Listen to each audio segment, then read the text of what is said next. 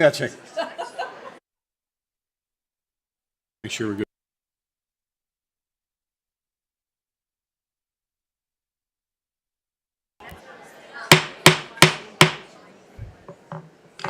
All right, everybody. I call this meeting to order at 7:02 p.m. on Tuesday, December 2nd. As you're able, please stand for the Pledge of Allegiance. I pledge allegiance to the flag of the republic for which with liberty and justice. It is so cool to see so many people here tonight. We got a lot of great people here to recognize and a lot of exciting energy out here tonight. So thank you all for being here. We're going to begin by adopting our agenda. Do I have a motion to adopt the agenda as presented? Second. Ms. Franklin and Dr. Roundtree, any discussion?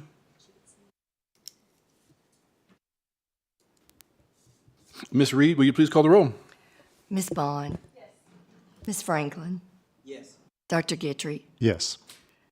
Ms. Pardon? Yes. Ms. Purcell? Yes. Dr. Roundtree? Yes. Mr. Hudson? Yes. Motion carries. Next, we'll have the Chamber Ensemble from Blacksburg High School with us tonight to sing the national anthem with choir director Daryl Pierman.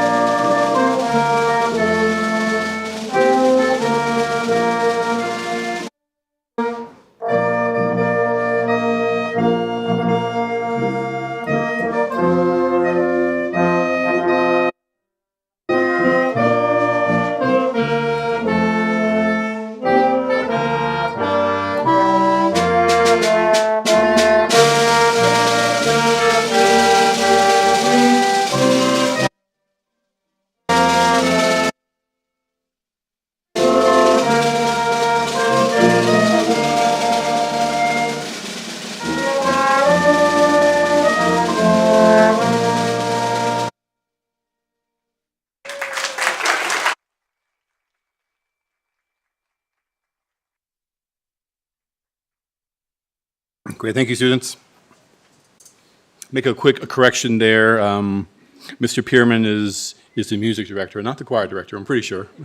He does a lot of things, but I don't know that he's the choir director. Awesome. Thank you all for being here. All right, next up, our student representatives tonight are Laura Altizer from Auburn High School and Olivia McNulty from Blacksburg High School. Will you please read our mission and belief statements? MCPS is an innovative educational community. We value diversity and we are committed to equity and inclusion. MCPS empowers learners to realize success in an ever-changing global society through collaboration with communities, families, staff, and students. MCPS provides a safe, engaging learning environment and intentional exposure to positive social, emotional, and academic experiences. Our beliefs. First, all students can learn in order to pursue their dreams. Second, schools are safe places of joy, wonder, and creativity. Third, every person deserves to be loved, valued, and respected. Fourth, kindness is an essential skill of a responsible, productive community member. Fifth, the diversity of our community is one of our greatest strengths. 6, all people deserve equitable access to opportunities and resources. 7th, every child deserves an advocate. 8th, honoring the voices of students and other stakeholders strengthens the school community. Ninth, open communication and feedback are vital to our growth. 10th, learning and teaching are collective efforts that begin at birth and involve the entire community. And 11th, relationship building and high expectations are foundational to student success. Okay, great. Thank you both. Our next item of business is the student representative reports. We'll have Laura Altizer reporting for Auburn High School, followed by Olivia McNulty reporting for Blacksburg High School. Good evening. Quite a lot has happened at Auburn since our last meeting. With the year almost halfway through, it's a good way to take stock of everything that's happened. Fall sports have officially come to a close, and we could not be more proud of our Lady Eagles this volleyball season. They finished in the top 4, competing all the way to semifinals. With that, winter sports have now started, and basketball is off to a great start. Their first game was yesterday against Eastern Montgomery, where boys varsity won 56-38, and girls varsity won 43-31. The Auburn swim team is also having their first meet of the season tonight, and I wish them the best of luck. Indoor track is also off to a great start, and they will compete at an invitational this Saturday. Heritage Club is hosting their annual Gingerbread Bash this Thursday. Families are invited to compete in gingerbread house competitions, place bets on our community cake auction, and meet Santa Claus in the Auburn cafeteria. Heritage Club members will judge gingerbread houses based on age categories, and the winner of each category will win a prize. We look forward to seeing our community come out to enjoy the festivities. In November, our Auburn student leaders went to the leadership conference at Franklin County High School. Franklin County students led a country band performance to open the event, and students participated in various breakout sessions to meet other schools. A motivational speaker talked about the dangers of substance abuse and how our mental health is a serious issue in high school areas and ways to improve mental health. Our students learned about taking initiative to become a better leader and brought back many helpful ideas for us to continue strengthening our school. Our welding class went on a field trip this past week to New River Community College, where they toured the welding facilities and practiced using NRCC equipment. Additionally, the welding club is holding their winter potluck next week to celebrate the end of the first semester. The Latino Student Alliance Club has been started at Auburn High School, seeking to celebrate the heritage and culture of our Latino students. The club plans to create activities and share food that represents our students and brings awareness to the Latinos in our community. To conclude, Auburn High School has had a very successful year so far. We look forward to what the end of the first semester has in store.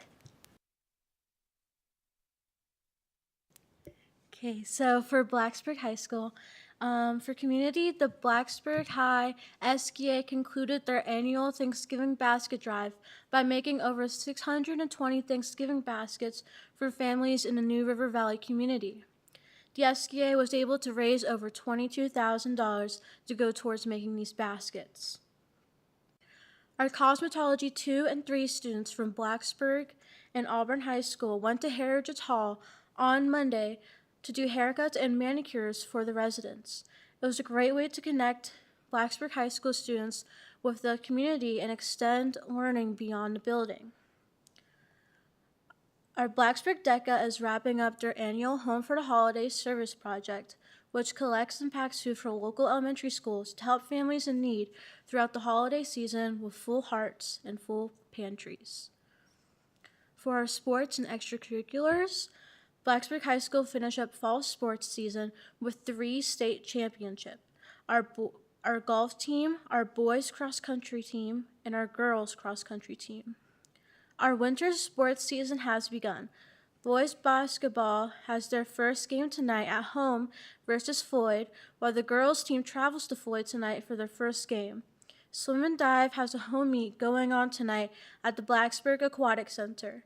Indoor track has their first meet this Saturday at Liberty University. We have busy 2 weeks coming up with fine arts performances. The choir will hold their winter concert on Monday, December 8th at 6:30 p.m. The theater department will be putting on Peter and the Starcatcher December 12th at 7 p.m., December 13th at 2 p.m. and 7 p.m., and Sunday, December 14th at 2 p.m. Tickets will be $10 and $7 for students. The Blacksburg Tri-M organization will hold a talent show for students on December 18th during Bruin Block. For our clubs, Skills USA is holding a breakfast with Santa on Saturday, December 13th in the morning in the BHS cafeteria. BHS will be hosting the District V2 Skills USA competitions in January and will hold the awards ceremony on February 5th at 6 p.m. Our Blacksburg DECA students competed in a district leadership conference last month, with 11 students taking home first, second, or third place in their respective categories. They look to prepare for the state leadership conference on February 27th in Virginia Beach. The DECA officers also attended DECA Power Trip in Arlington right before Thanksgiving break. The Scholastic Bowl team looks to get their regular season started in January and looks to defend their state championship. Our MAC team starts their season on January 14th at Narrows. Their first home competition will be Thursday, January 22nd. Our Math Honor Society, Mu Alpha Theta, held their induction ceremony for members in November, and the Science National Honor Society inductions would take place next Tuesday. Blacksburg High School looks forward to what our students will do next, and thank you for your time. Thank you so much, Laura and Olivia. Right now, we'll move on to honors, awards, and recognitions. And our first recognition is for our outgoing school board chair and District A Representative Linwood Hudson, who we'd like to recognize him for his years of service on the Montgomery County School Board. Dr. Lois Graham, our acting superintendent, will present a plaque to Mr. Hudson to commemorate his service. It is my pleasure to present this plaque to Linwood Hudson. Mr. Hudson began his term in 2022 as the representative for District A. He was elected as board chair in 2024. We certainly appreciate his service, his dedication to the community, and to the school system. Personally, I have enjoyed his caring demeanor, his wisdom, and his guidance. I couldn't have worked with a better board chair. Linwood, you will certainly be missed.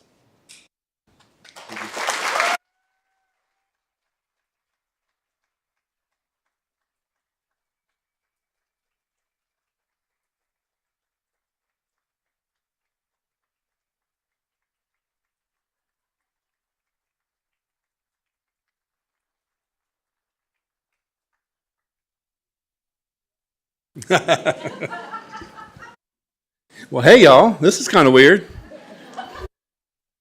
I anticipate in a month I'm going to be doing this more often, and I'll just be down here coming to meetings and heckling y'all from the audience. But, I definitely want to say thank you for the recognition tonight.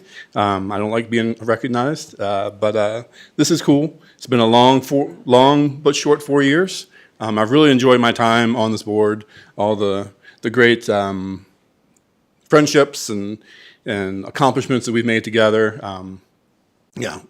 5 years ago, I never would have thought that I'd be on a board sitting up here and with cameras and lights and everything, right? I'm way too introverted for that, but it's been a great experience. I'm definitely going to cherish a lot of the memories. I want to say thank you to several people, if you'll indulge me tonight. I want to start off with our awesome administration and all the leadership that we have in this room tonight, all the great people that we've hired to help lead our division. I think we've built a great team together. Really thankful for that. Really happy with all the with the direction that we've got MCPS going. And in particular, I'm super thankful and appreciative for Dr. Lois Graham, who's been where are you at? There you are, trying to escape. She has been an awesome interim superintendent for us. We are very lucky to have her join us. I think she's set the standard, in my opinion, for superintendent board communications. And I think a great model for us to strive for in our next superintendent. So thank you for all of her efforts and work with us here. I want to say thank you and it's also awesome to have all these other teachers here tonight. When I was thinking about this speech, I didn't anticipate having so many people here. It's great to have so many other leaders and great ideas and change makers in this room with us tonight. Again, another great testament to what we have going on here in MCPS. I want to say thank you to some folks up here on this dais. I want to say thank you to Tosh for all of her hard work. We couldn't have asked for a better clerk. She's always happy and smiling, even when she gives me presents, which is really just a lot of paperwork to deal with. But I want to say thank you to her. I'm going to miss a lot of things here with you all. I'm going to miss sharing all the Mountain Dews with Penny, because she's probably the one person who enjoys a good soda as much as I do. Nice. I'm gonna miss all the times with Derek up here, all of his loud uhs before he makes a statement that always kind of jars me in my seat. I dig that. Always making sure I'm awake. I'm gonna miss all the debating of policies and codes with Dr. Guitry over here, always keeping me on my toes. I'm gonna miss all the text messages and phone calls from Dana Parton. She's always the very long voice-to-text messages that she loves to send. But if there's a person that I know cares about, individuals on this board, especially after a tough meeting, I can always count on that call from Dana, and I really appreciate that. And so, in particular, I'm gonna miss these two who've been by my side for the past 2 years. I said I wasn't going to cry, and I'm not going to, but it's been awesome serving on leadership with you both. You're both so completely different people, which is awesome, but so caring and passionate about this county, the school system. I couldn't have asked for better people to serve with. So thank you very much. I'm going to miss you all. Look forward to seeing how things go moving forward on this side of the dais. So, all right, thank you all. Appreciate it.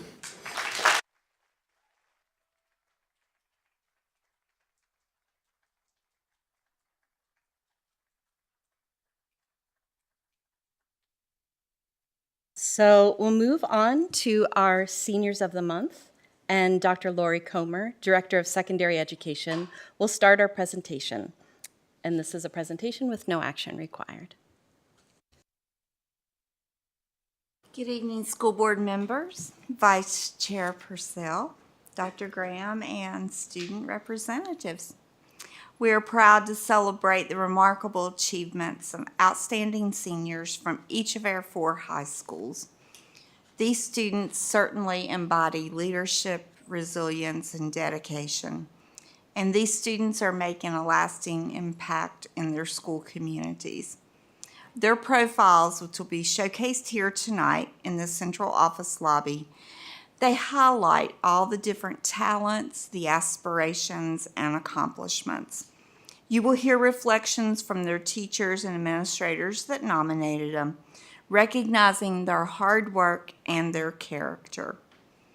These exceptional students represent the best of our schools, supported by unwavering encouragement from both their families and educators. Tonight, we will also go back and recognize a September Student of the Month from CHS that has been involved in so many activities each night that we've done our recognitions, but she's able to join us tonight. Mr. Gwynn will add her recognition in when he presents. Each school administrator will come forward and present in the following order. Mr. Hurd, Principal at Auburn High School, Ms. Maureen Powers, Assistant Principal at Blacksburg High School, Mr. Shane Gwynn, Principal at Christiansburg High School, and Mr. Todd Lewis, Principal at Eastern Montgomery High School.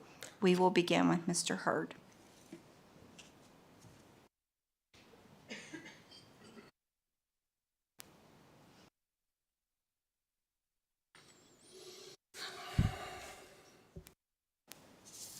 Good evening, members of the board, Dr. Graham, Ms. Osborne. The December Senior of the Month for Auburn High School is Anna Coons. If I could ask Anna and her family to join me.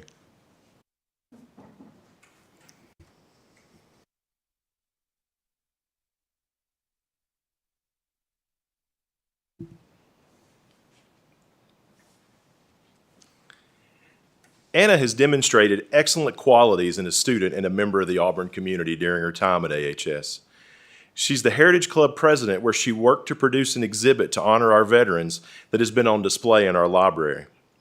She worked with our student leadership group, has been a member of the National Honor Society, as well as the Future Business Leaders of America. Anna's scholarship has been on display by being named the most outstanding student in many of her courses, and these courses are quite rigorous. In a world where kindness is in short supply, Anna treats everyone well and sets an example for all to follow with her character. She makes every activity she's involved in a better place and works to include all of those around her. Her positive attitude and demeanor make her a model for other students to follow. She conducts herself with poise and character in all situations that she's in, and Auburn High School will greatly miss Anna upon her graduation. Anna plans to attend New River Community College and transfer to Virginia Tech to major in electrical engineering. Congratulations, Anna.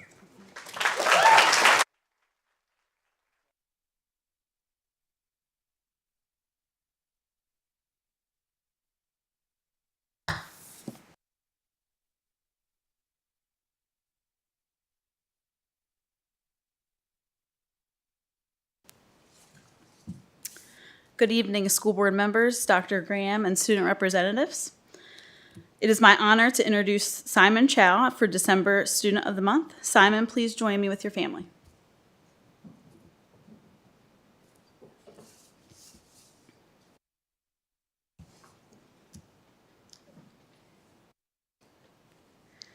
Simon has been an incredible representative of our Bruin community and advocate for high school career and technical education programs.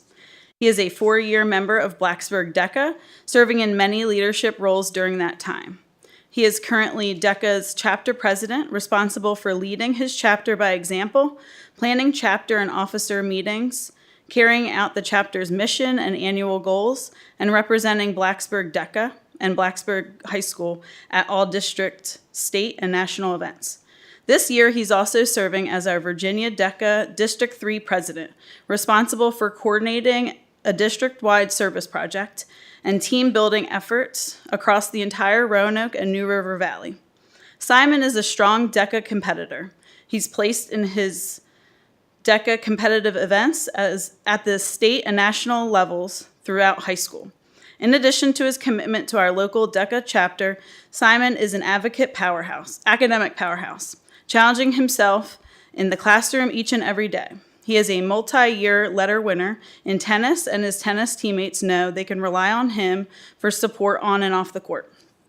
Simon is kind, engaged, and the epitome of what we look for in a student leader. Congratulations.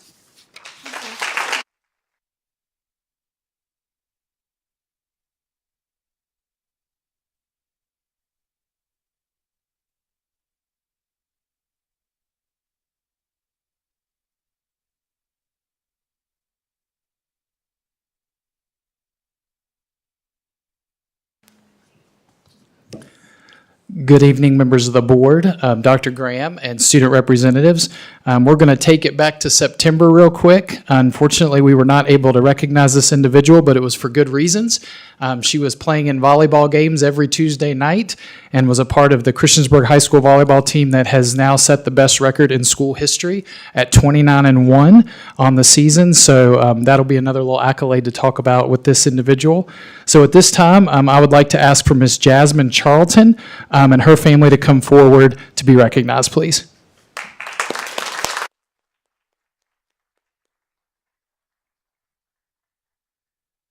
When asking some of her teachers to describe Jasmine, they said, "Jasmine is an individual who continually impresses me with her respect, positivity, and engaging personality. Her aura and smile consistently lights up a room, and an individual cannot help but to have their spirits lifted when they interact with Jasmine.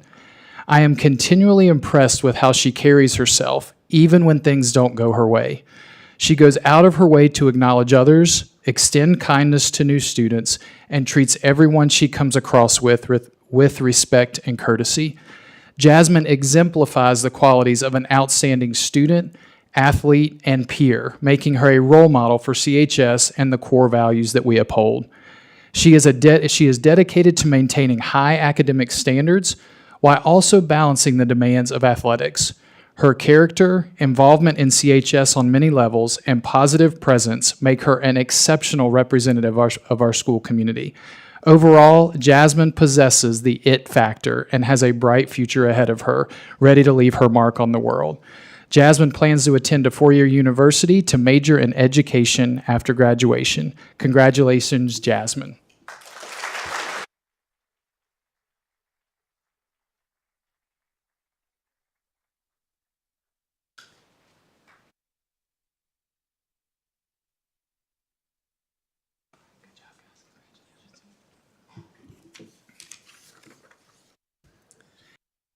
for our December Senior of the Month. Could I please have Sammy Kaminsky and his family come forward at this time, please?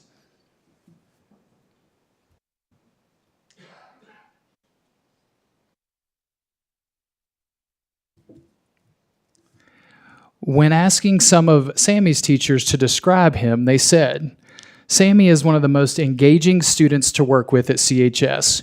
He is able to relate concepts in AP government class to the real world in insightful ways.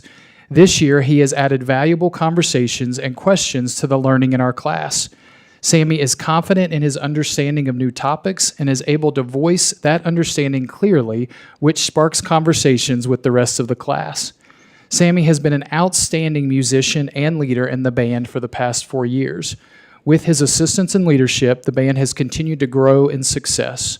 I am always able to rely on Sammy to look out for his peers and underclassmen and to do what is best to assist them in their musical challenges. He has been extremely reliable as our drum major this year and a big reason we have had so much growth as an ensemble. Apart from academics, Sammy is a character. His wry humor is fun to interact with, and he always has a story for most any situation. I really value Sammy's presence in class and am thankful to have taught him this semester. His impact on many levels will be felt for years to come. Sammy plans to attend a 4-year college and major in music education. Congratulations, Sammy.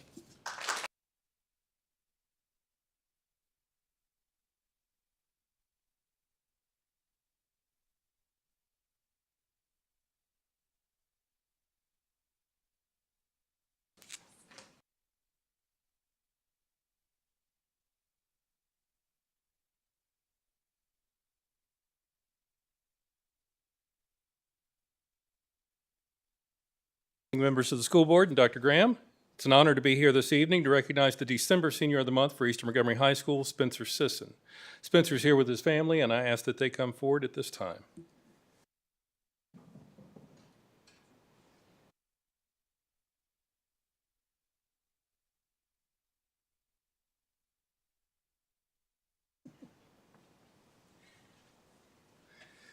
One of Spencer's teachers, Lisa Bissey, wrote the following highlighting his qualifications for this honor.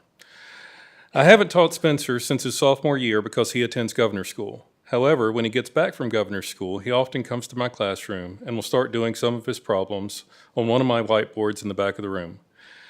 If I'm not busy helping another student, he'll often ask me questions. Even though I tell him I've not taken multivariable calculus since college over 30 years ago, he still wants my input.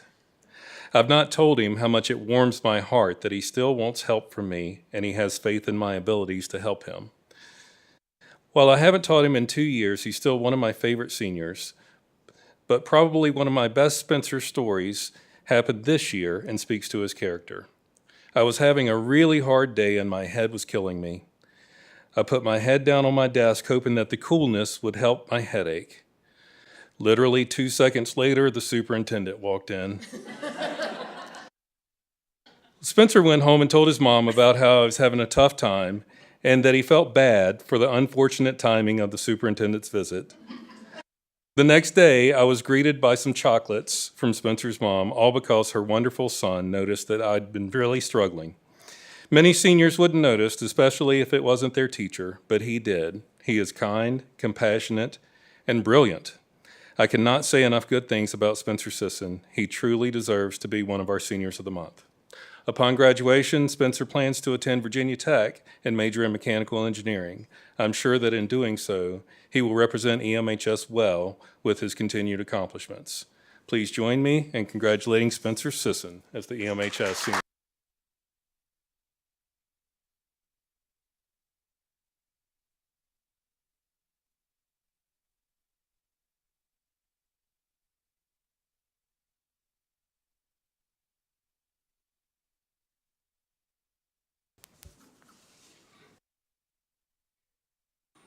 Okay, thank you, everybody.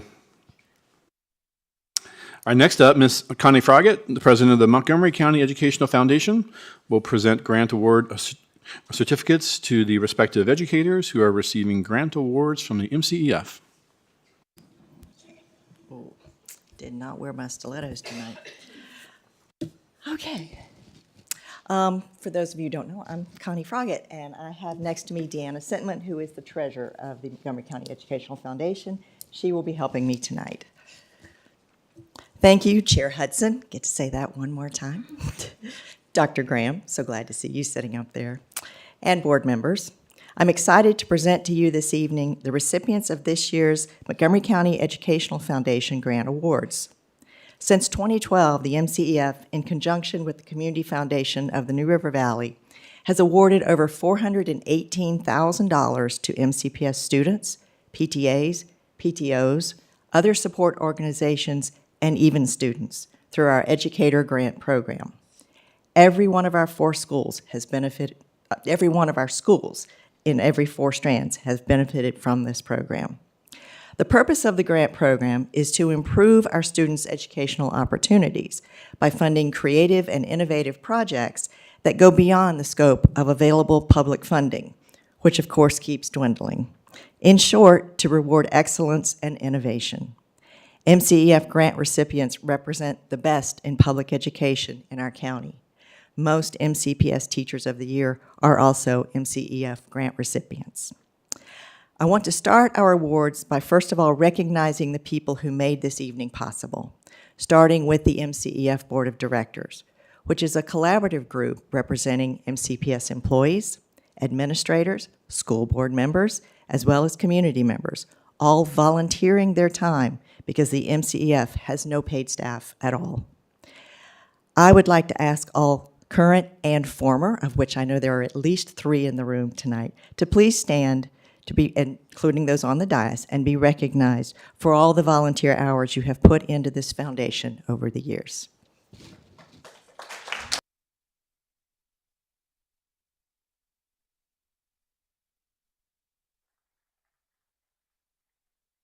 Thank you for all you do. I also want to extend a special thanks to Board Clerk Tosh Osborne for all her help organizing the reception and this event tonight. I could not have done it without her. Thank you, Tosh. All right, let's get this show on the road. So, to our sponsors and recipients. Awards require funds, and the MCEF is fortunate to have so many loyal donors and grant sponsors. I will call folks up first by their sponsors, and we will present these in groups, and there will be an opportunity at the end of each group for applause and photography, which I think Andrew's going to handle for us back there. Okay, and I'm going to ask that our grant recipients line up across here next to Deanna. Deanna, you might have to come closer to me. We do have a couple of large groups. So please hold your applause until each of the groups is represented, and you'll see when that is. So I'm going to start first with what is called the MCEF Travel Fund. Now, this fund was originally created to be more of an emergency travel fund when, for example, a competition group actually makes it to nationals when they really didn't expect to and they hadn't budgeted for it and they don't have time to fundraise, for example. Or times when temporary funding fell through and we had to fill a gap until the next year for whatever reason. But we found over the last few years that more and more what we're seeing are actually field trip requests. During COVID, of course, pretty much all field trips stopped for obvious reasons. But unfortunately, most of them haven't come back. And that is typically for funding reasons. So a lot of what you're going to see tonight are actually field trips being funded. Obviously, we can't fund them all, but these were selected for their uniqueness and the enrichment that they will provide the students. So I would like to start first with the award. The grant recipient for this one is actually Nicholas Cataldo, but standing in for him tonight is Mark Monju. And I'm also going to bring up Megan Atkinson, who is our director of CTE and works with the Corps of Cadets. This grant is going to Nicholas to serve the MCPS Corps of Cadets. They are going to be taking a field trip to visit Norfolk Naval Station. And as a naval brat myself, who grew up in that area and been on several of those bases, I think it will be a really impressive event for these kids. Next, the next award is actually for Lena Martz, who also could not be here tonight. So I'd like to bring up Brandon Keith from Shawsville Middle School.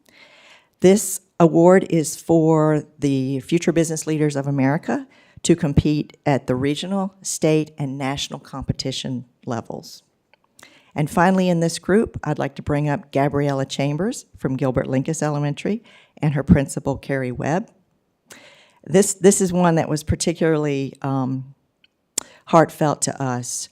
As a child who grew up in Virginia and used to play in the battlefields of Yorktown, it's always been sort of one of the things you do in fourth grade is you go visit Jamestown. And I did as a child, and my kids did with Montgomery County Public Schools. Unfortunately, those field trips are no longer happening, or at least no longer being funded by school funds the way they were before. And unless our kids are going to start selling popcorn and Thin Mints at front doors, I don't know when it's going to come back. So this one really reached out to us, and they will be using these to cover the museum fees to get into the Jamestown Museum and tour. So congratulations to our 2025 MCEF Travel Fund recipients.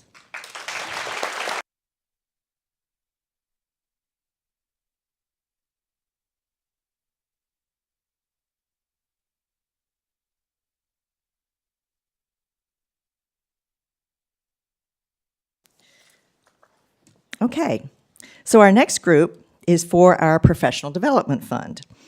We set aside funds each year to help educators who want to benefit or extend their education or conferences, those types of events that serve as professional development of their choice. The first person I'd like to bring up, who is a multi-grant recipient from the past, is Colin Baker from Blacksburg High School. And I'm going to go ahead and ask his assistant principals, because they're in this group as well. Debbie Showalter and Maureen Powers would also come up because Mr. Stewart is not here tonight. But Mr. Baker's grant is to attend the National Council for Social Studies conference. Next, I'd like to call up Samantha Jones from Margaret Beeks Elementary and their principal, Megan Hawley. Samantha is going to attend the International Conference on ADHD, or Attention Deficit and Hyperactivity Disorder. And finally, receiving awards tonight are Maureen Powers and Debbie Showalter from Blacksburg High School. And their award is for continuing education to address ninth grade discipline disparities and to improve their school climate. So congratulations to our 2025 MCEF Professional Development Grant recipients.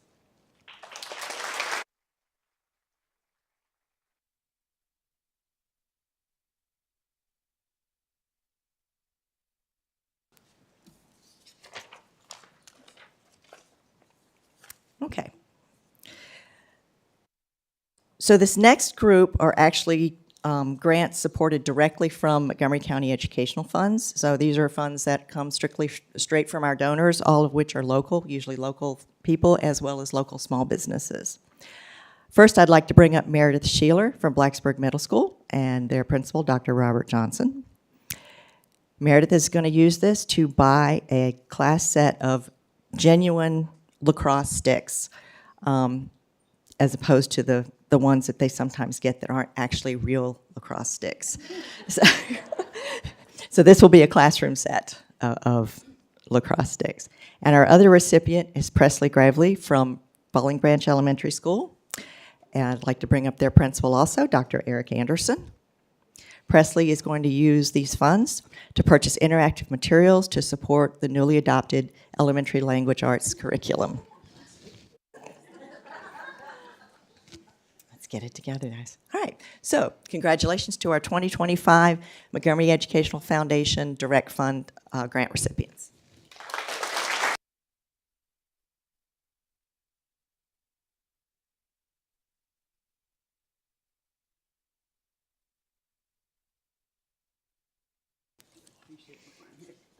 Okay, this next group is a big one, and so it might require having administrators standing behind the recipients. I'd like to bring up Jessica Wergow, Executive Director of the Community Foundation of the New River Valley.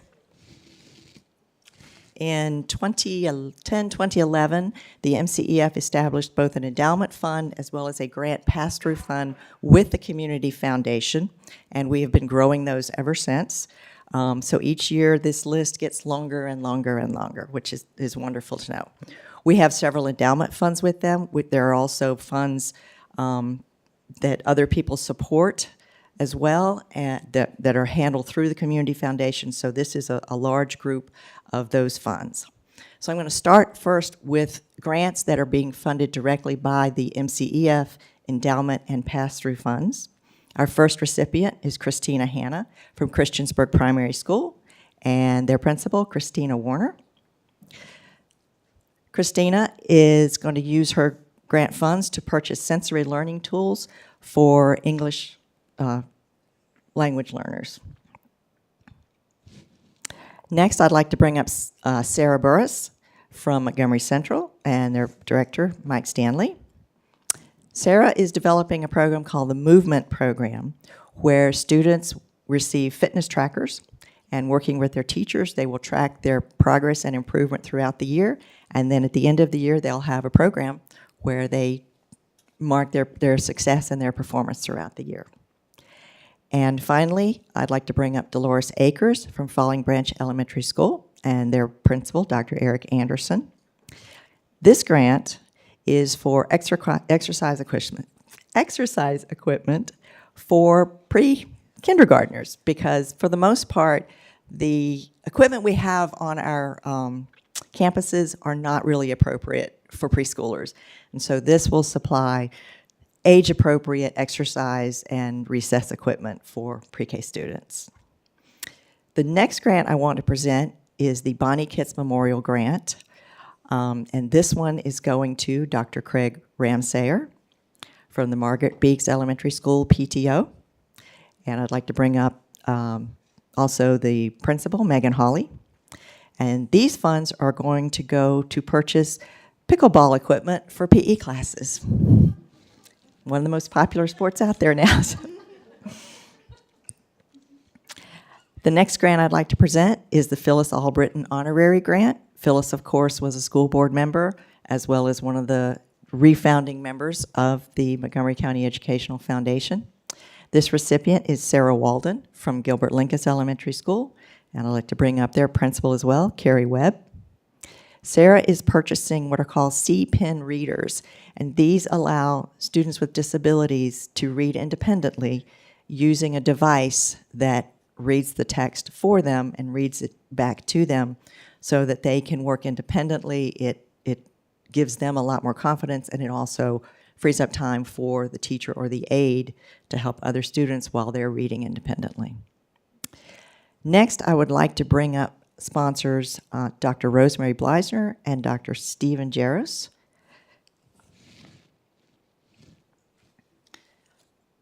So Rosemary and Steve are supportive of a lot of different things, and I know one of them is the arts, because I've served with them on the Art Center board as well. They founded this particular fund back, for those of us who are old enough to remember STAR grants, and that was what they typically geared the funds towards. Unfortunately, STAR grants went away about the same time that the MCEF started offering grants, and we were very fortunate this year to have them choose 2 of our applicants to receive their sponsored grant. So the first one goes to Lori Mefford from Falling Branch Elementary School. I'd like to bring up their principal, Dr. Eric Anderson, who's already up here. There are a couple principals that are going to be up and down a lot tonight. Lori is going to use her funds to purchase interactive hands-on science kits for her classroom. And the other recipient of the Jaros Bleisner Fund is Irena Childress from Auburn Elementary School. And I'd like to bring up Dr. Kim Regas. And this is a very interesting one. Several of you as school board members may remember when we went to the national conference and we toured the Mobile Ed Planetarium. And it's basically a field trip that comes to you rather than you having to take the kids. And that particular one was a mobile planetarium. Irena is going to use her funds to do a Mobile Ed science field trip. All right, so next sponsor I want to bring up, someone near and dear to me, Dr. Mark Froggett. Stephen, Rosemary, stay up here. Hold on. Yep, don't. Nobody leaves yet. This is my husband. He hates doing these things.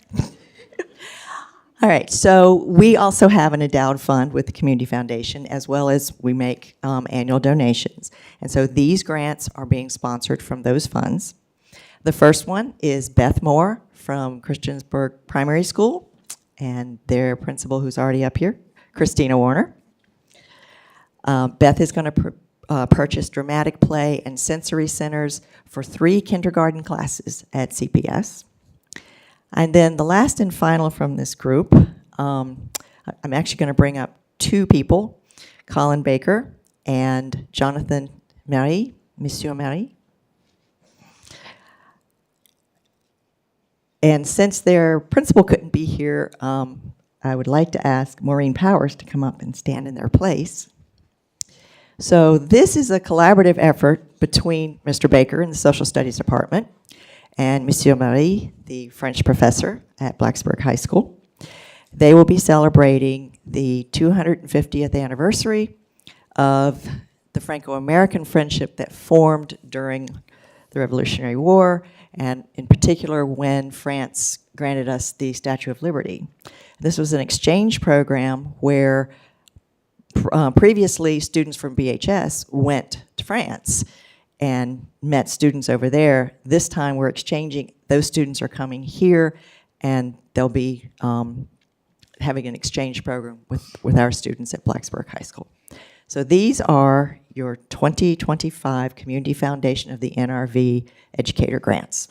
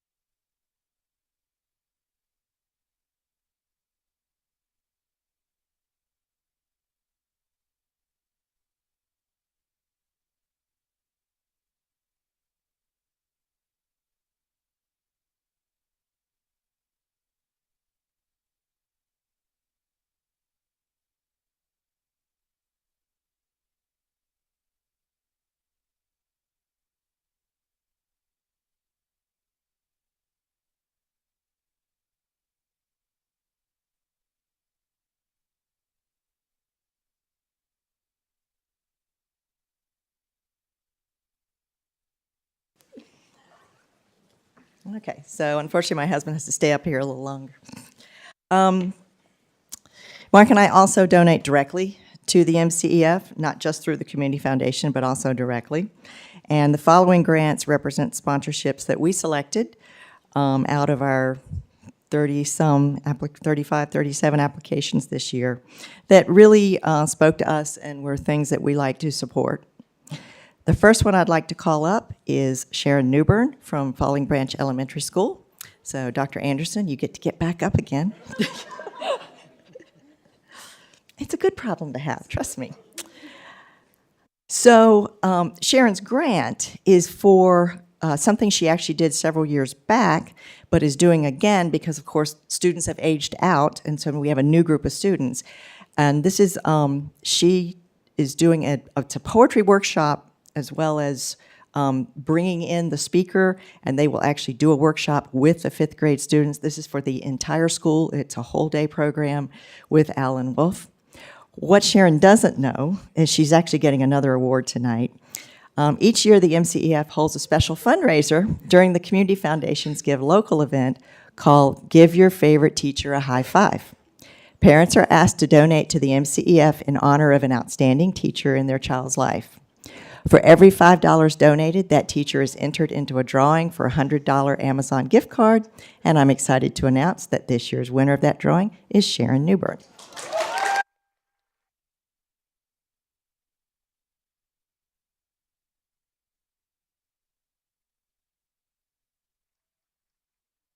Sharon, you'll get an e-gift card by email as soon as I recover from tonight. All right, the next person I'd like to call up in this group is Christy Nesbitt from Christiansburg Middle School. And I believe we have both her principal and assistant principal here tonight, Melinda Morgan and Joe Caldwell. Christy is going to use these funds to build raised beds in their community garden, which not only teaches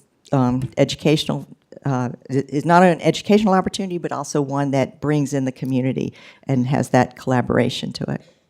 And then the last grant in this group goes to Katie Newman from Bellevue Elementary School. I believe their principal, Chris Hewitt, is here. And Katie is going to be conducting what are called sensory affirming field trips for special education students. Students, particularly with autism and other special ed designations, often have difficulty in normal settings doing things like music or theater or field trips and things like that. So these field trips are set up specifically for those students to be a more calming and less stimulating experience so that they can enjoy it sort of in the environment that they are most comfortable with. So these are the Dr. Mark and Connie Froggett Educator Grant Awards.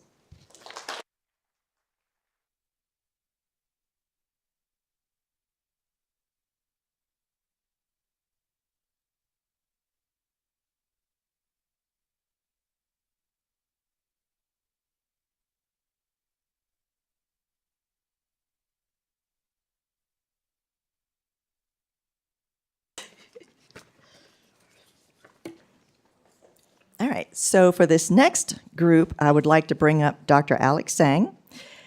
Dr. Sang is representing the Intuitive Surgical Incorporated Foundation. We're fortunate to have a site in the New River Valley of the Intuitive Surgical Corporation. And they have a foundation that allows their employees to make donations, and they will match those funds. And actually, today they had a double match going on for Giving Day. So these grants come out of both the donations from the employees and the match from the Intuitive Foundation. So I'd like to start with Mallory Miller at Bellevue Elementary School. So if Mr. Hewitt could also come up again. And Mallory is purchasing indoor recess STEM carts. These are opportunities for students when we have inclement weather or bad days when they can't go outside for recess to do something educational as opposed to just doing schoolwork. So they get to pull out these kits and carts on the cart and have essentially indoor recess. Our next recipient, who is a many past grant recipient, is Candace Johnston from Christiansburg Primary School. And I'd like to bring up their principal, Christina Warner. And this time around, Candace is purchasing hands-on science kits for kindergartners. Science is not something you generally think of in kindergarten, but it definitely starts in kindergarten. And these are manipulatives and things that can help little hands and little kids understand science at their level. The next grant recipient I'd like to bring up is Laura Funk from Auburn Elementary School, and their principal, Dr. Kim Regas. And Laura is using this to purchase what is called a chop saw cardboard fabrication tool. Now that might sound a little scary for elementary students, but actually a chop saw is a much better way for young students to safely cut as opposed to using scissors. And so it's a safer replacement for scissors. In particular, it works well with cardboard. So, and she's going to use her funds to purchase one of those. Next, I'd like to bring up Kayla Davis, also from Auburn Elementary School. So their principal's still already up here. And Kayla is going to be purchasing a chick incubator, which the MCF has actually funded those before. I know there's one at Gilbert Lincoln Elementary that we funded. But this is an excellent opportunity for students to see the life cycle in action using chick incubators. The next recipient is Catherine Galecki from Christiansburg High School, and their principal, Shane Gwynn, could come up as well. So Catherine was in an interesting situation when school started this year because The APDE biology had been expanded from 2 sections to 3 sections, but there wasn't enough biotech equipment for a third class. So we stepped in to provide the funds to purchase the equipment necessary for that third class. And then last in this group, I would like to bring up again Dolores Akers, but also Maggie Maloney from Falling Branch Elementary, Dr. Anderson. This was our highest scoring grant this year. It's called the Learning Lagoon. And so I was on the school board when we did the improvements at Falling Branch Elementary. Unfortunately, the courtyard in the center was not addressed at that time. And Dolores and Maggie got together and decided to put together plans for refurbishing that area. And we are providing the funds necessary to purchase the equipment in order to set the gardens back up and make it a useful, educational, as well as just a nice place to go during the day. So congratulations to our 2025 Intuitive Foundation Educator Grants.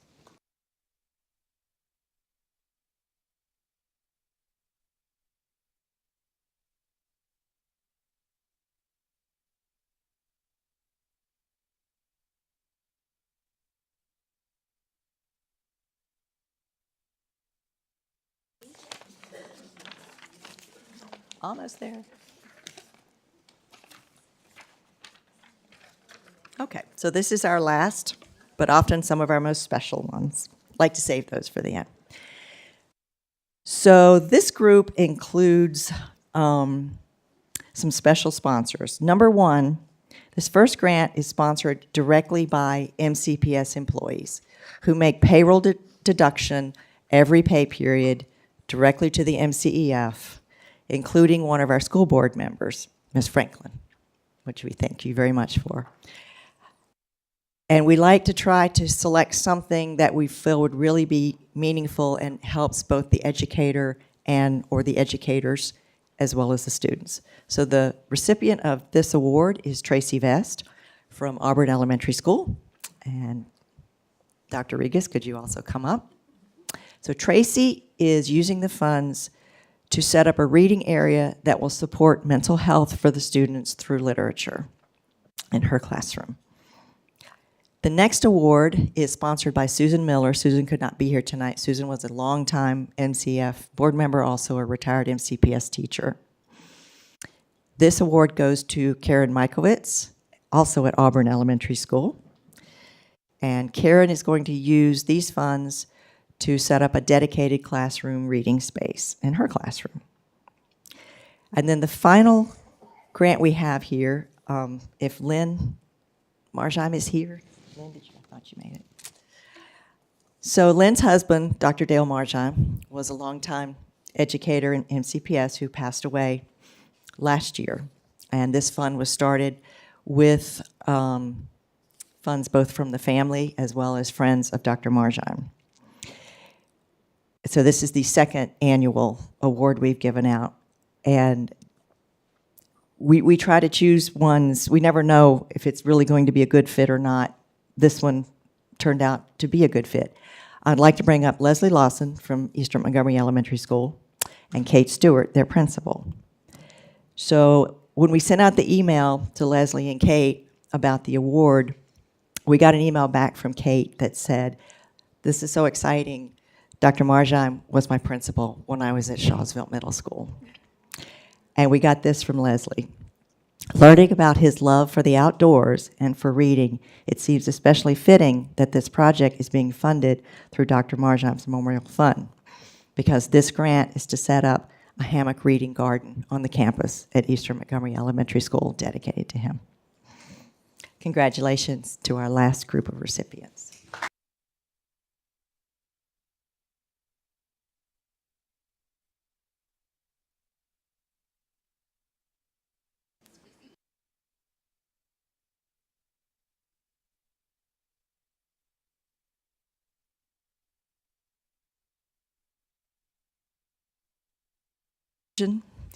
Stories like that and the outstanding educators that came before you tonight are the reason we, the volunteers of the MCEF, do what we do. This concludes our awards recognition for 2025. I'm going to ask that as soon as the board takes a break, our participants move quickly to the lower lobby for a group picture and also to allow the school board an opportunity to meet the seniors of the month so we can get out of their way. Thank you for giving us this opportunity to share these awards with you. Congratulations to our 2025 grant recipients, and enjoy the rest of your holiday season. Thank you.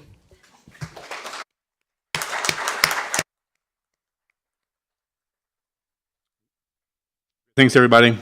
So now the board will take a break to come recognize honorees, students and teachers and principals and anybody else. Thank you.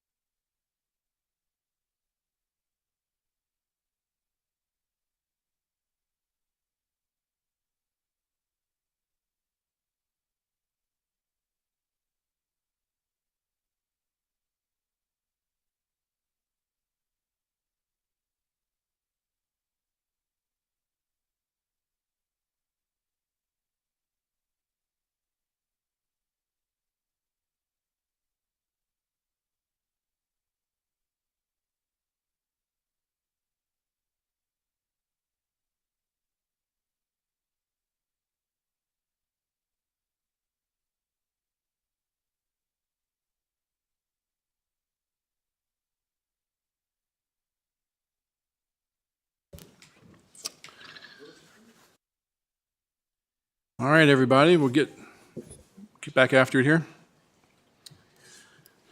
Our next agenda item is public address. We welcome the opportunity to hear from students, parents, employees, and community members about education matters in this community. As a reminder, the board sets aside 30 minutes to start our public address. We have the option to extend in 30-minute increments, which Ms. Reed will remind us of. If there are additional speakers after 90 minutes, the board will continue with their business meeting and hold one additional 30-minute session at the end of the business meeting. The clock continues to applause and disruptions. The more disruptions there are, the fewer speakers who get to address the board. I'll call each speaker up by name in the order that they signed up. Each speaker will have 3 minutes to address the board. The board does not respond to speakers during public address. Screens will show when speaker has 30 seconds remaining when their time is up. Please state your name and the area of the county you live in. Looking at the sign-up list, and I don't see anyone signed up. So with that, public address is closed. How about that? What are y'all doing? What in the heck? And I got mine to go. That's all. All right. If no one wishes to move an item out of consent, we will consider these items approved. I do want to note a donation from the Blacksburg Regional Art Association for $4,000, which is $1,000 to each of our high school art departments, which is awesome.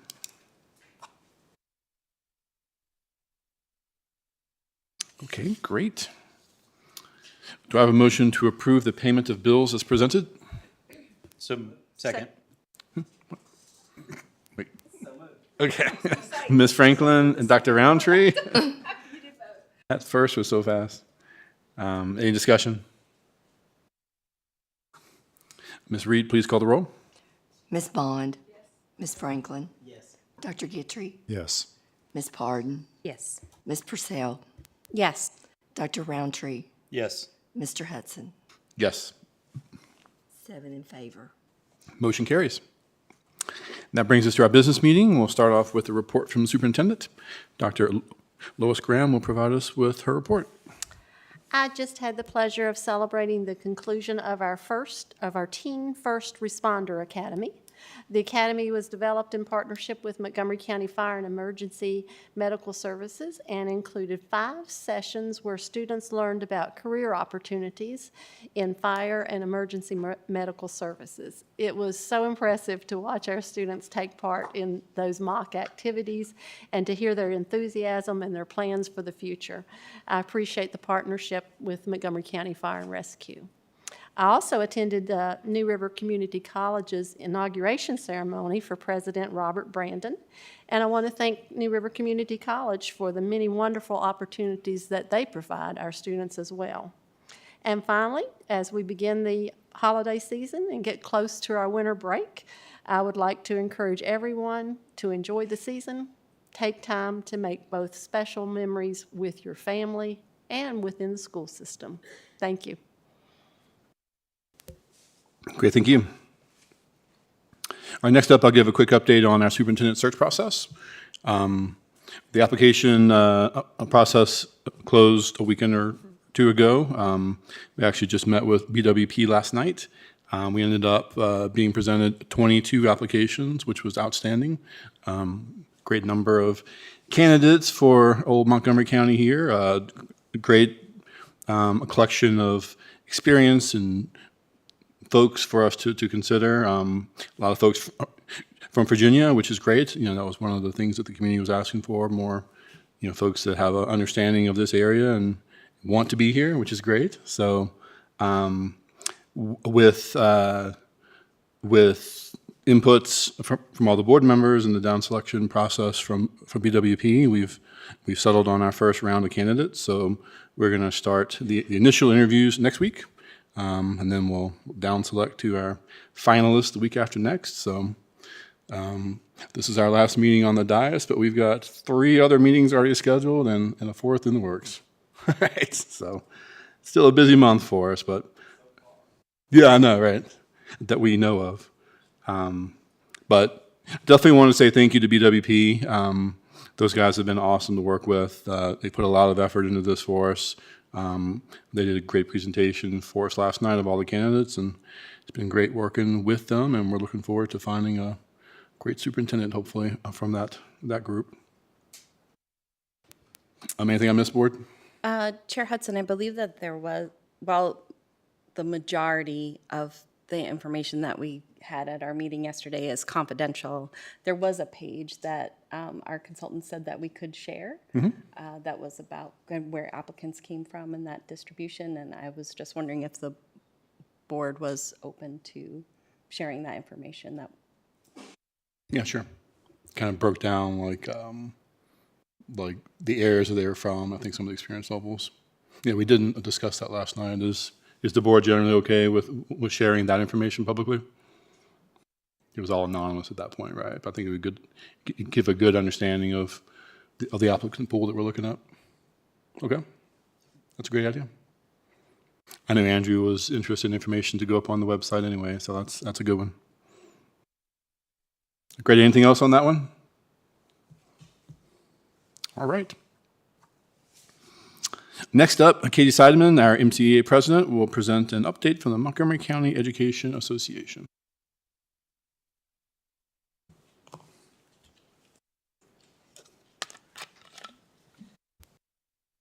Good evening. Chair Hudson, Dr. Graham, members of the board, thank you for allowing me to be here tonight to present to you a report on behalf of the Montgomery County Education Association.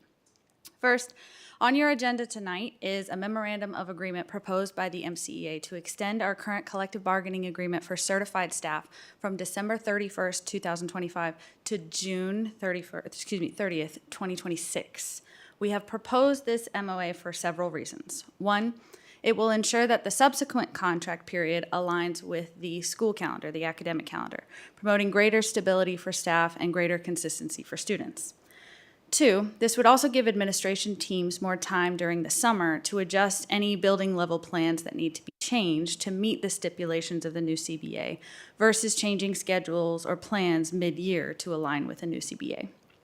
Third, it will also allow the MCEA to engage in meaningful negotiations with the new superintendent once they are hired, ensuring that any long-term agreements reflect the vision of the new incoming leadership. Regardless of the proposed extension, our current contracts will continue to be active until new contracts are ratified by both parties, as per our collective bargaining resolution. There will be no lapse in protections for our staff come January 2026, regardless of tonight's outcome. While I understand that it is on your agenda tonight as a first reading, we would like to encourage the board to take a vote on this item tonight, if at all possible, since the board will not meet again until after the CBA expiration date. Secondly, I would like to thank Dr. Brewster and the HR department, as well as everyone involved in the process for the new proposal to revise the salary scales for facilities and operations.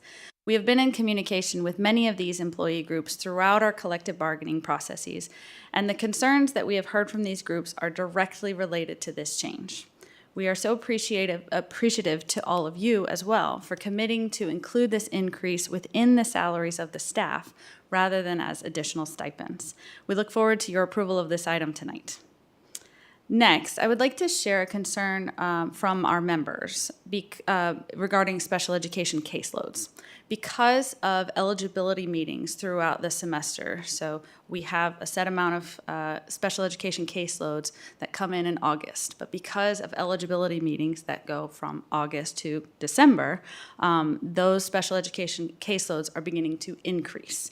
While they are still within manageable levels for our staff, we're concerned that they will increase to less manageable levels. Our collective bargaining agreement for certified staff states that there shall be reasonable efforts made to prevent special education caseloads from exceeding 12 students per special education teacher. So we would like to keep an eye on that increase for caseloads for our SPED staff. Of course, this is a shortage that you are intimately familiar with, but we would just like to make sure that as much as possible our special education staffing is as complete as it can be so that those caseloads can be spread out between more staff. We have discussed this with Dr. Graham and Dr. Widener, but again, the more eyes on the problem, the better. Just as a reminder, I shared the MCEA calendar priorities for the 26-27 school year at last month's meeting. Ms. Bond, thank you for your suggestion to gather feedback from our members regarding the all-county opening event that's scheduled at the start of every year. We have done so, and you're 100% right. The staff overwhelmingly agreed that they would like to see a change in that event is structured. So we will be sharing our suggestions for that event with our newly hired superintendent when the time comes. As you begin your calendar discussions, please don't hesitate to reach out with any questions or clarification regarding those priorities. Lastly, on behalf of the MCA, I would like to extend a huge thank you to Mr. Hudson. Chair Hudson, thank you for your steadfast support of MCPS staff and of the MCEA. Specifically, I would like you to thank you for your efforts and your support of our collective bargaining efforts. You've been with us from the start, and you have championed our efforts from the very beginning. Thank you so much for your service to our school community, our staff, and our students. Are there any questions that I can answer for you tonight?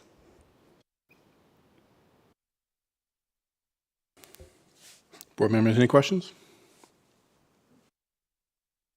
Okay, great. Thank you so much. Okay, thank you. All right, next up, the general music textbook adoption was presented as a first read on November 11th. It is brought back tonight for approval. Do I have a motion to adopt Quaver Music as the general music textbook? Moved. Dr. Guthrie and Ms. Franklin, any discussion?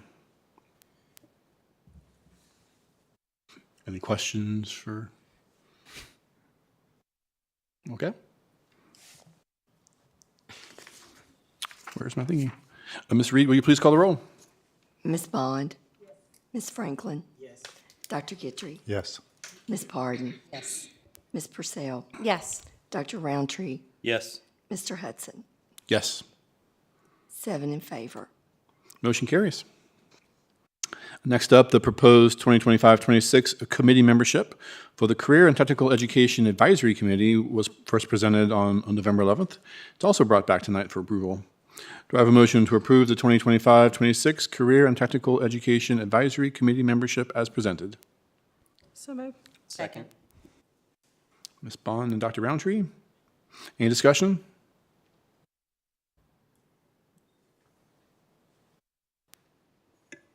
Okay. Ms. Reed, will you please call the roll? Ms. Bond? Yes. Ms. Franklin? Yes. Dr. Guthrie? Yes. Ms. Pardon? Yes. Ms. Purcell? Yes. Dr. Roundtree? Yes. Mr. Hudson? Yes. 7 in favor. Motion carries. All right, next up, the administration presented a proposed salary scale revision for facilities and transportation positions on November 11th. The proposal is brought back tonight for approval. Dr. Tom Brewster will start by providing a brief update on the proposal.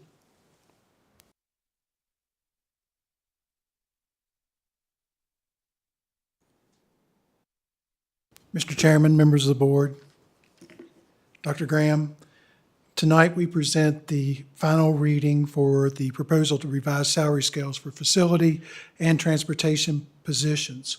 We have added a third objective based upon feedback that we received after the last presentation, and that is to adjust salaries for builders, carpenters, and affected lead positions to remain competitive with surrounding counties and school divisions, and integrate the professional stipends into the revised structures. In addition, after hearing some feedback, we would like to present or propose to update the builder carpenter position title to maintenance technicians because their position is much more multifaceted than just carpenter builders. So we want to make that change in the presentation. The additional amount for this proposal is $40,000 for the remainder of this year and $80,000 for next year.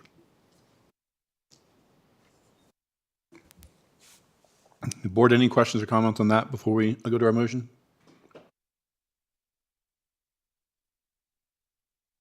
Okay, well, thanks for the update. Okay, do I have a motion to approve the salary scale revisions as presented? So moved. Second. I'm going to go with Ms. Franklin and Dr. Guthrie. Yeah, it's like Jeopardy up here tonight. Any discussion? Yeah, right.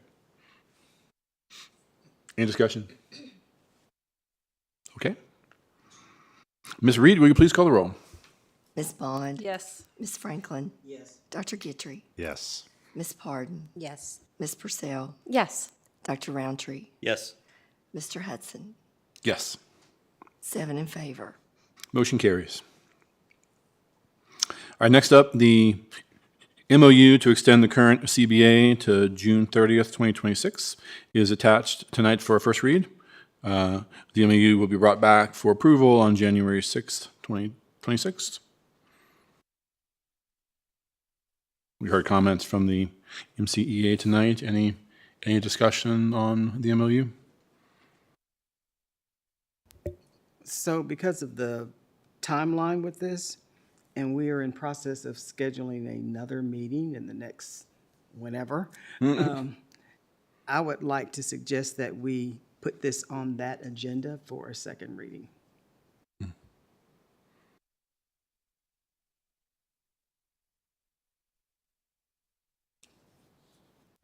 So I'll make a motion. Yeah. I was just going to ask you if you were going to actually. Yeah. I'd love to second it if you want to. I'll make a motion that we move this to the next upcoming scheduled meeting for 2025, For final approval. for final approval, yes. Second. Okay. Any discussion on that motion? So the next scheduled meeting, does that count as our interviews? Are those meetings? No, they're No, not meetings. So that would be the, okay. Yeah. The student matter.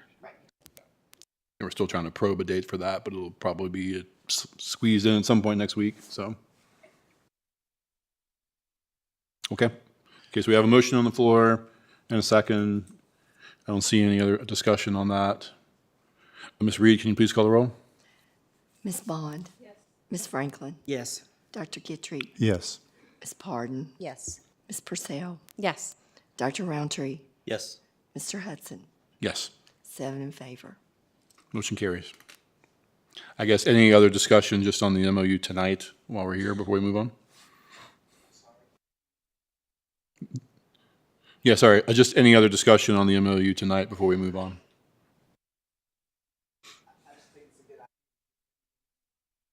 Yeah, sure. I agree. I don't like voting on things the first time we see them either, but that's a great idea to go ahead and do it, get it done as quickly as possible, so. Okay, great. We are moving it on along tonight. All right, a staffing update for MCPS is attached in board docs. The administration will answer any questions regarding this update. We're not intending to do a presentation per se, but board members have any questions? Dr. Brewster is available.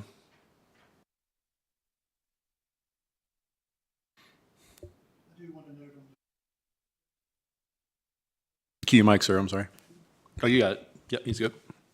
All of our custodial positions have either been filled or we have a recommended candidate. And I've been here 2 years. I think that's the first time that we've had all of those positions filled. Wow. Yeah, that's great.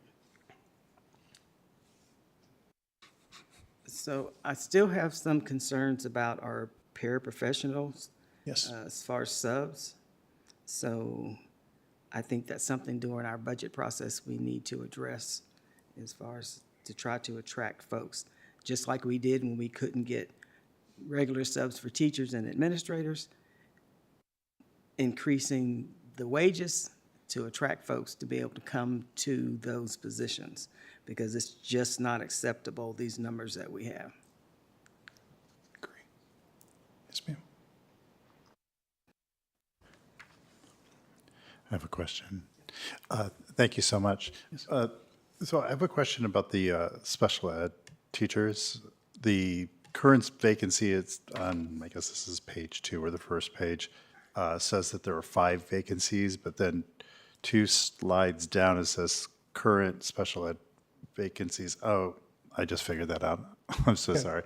How does that compare to the beginning of the year? Because I know that there's been some turnover You might not know that off the top of your head. I don't, but I can go back and look. Dr. Legan may have.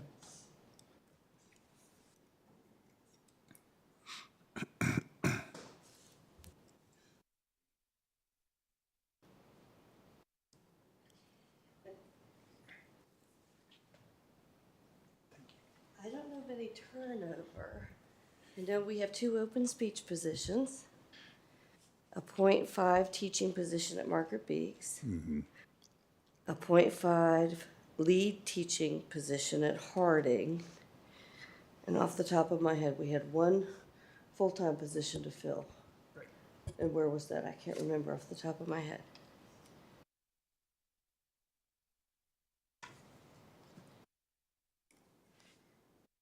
Work, because that lead teacher will be a coach Okay. once we fill her position.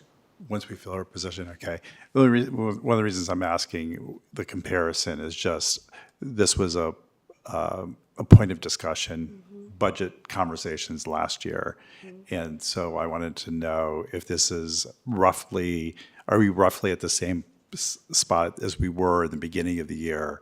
Or have we filled some of those positions to indicate that we are filling positions even though we still have 5 open right now? Because I know that that's a small percentage of the overall special ed pool. Yeah, I think we're doing great.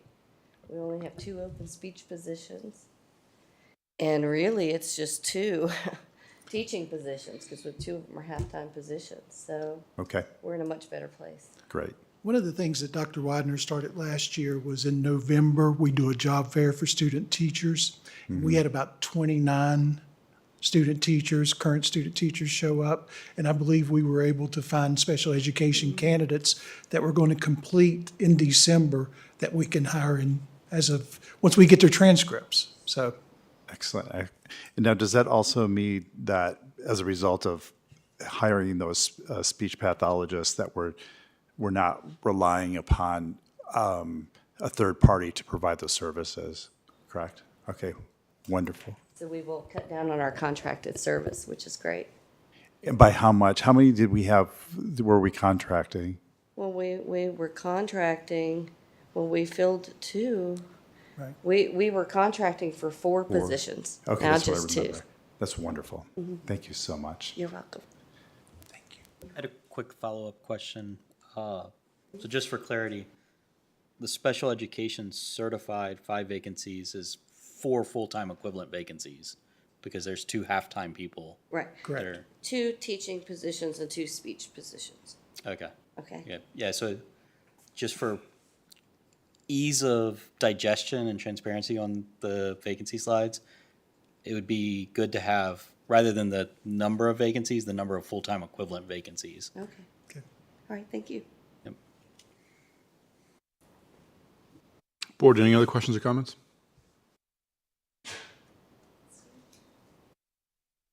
Okay, great. Thank you, Dr. Brewster. Okay, thank you. All right, board, next up, we got one more business meeting topic here. I'm sure it'll be a short conversation. Let's talk budget.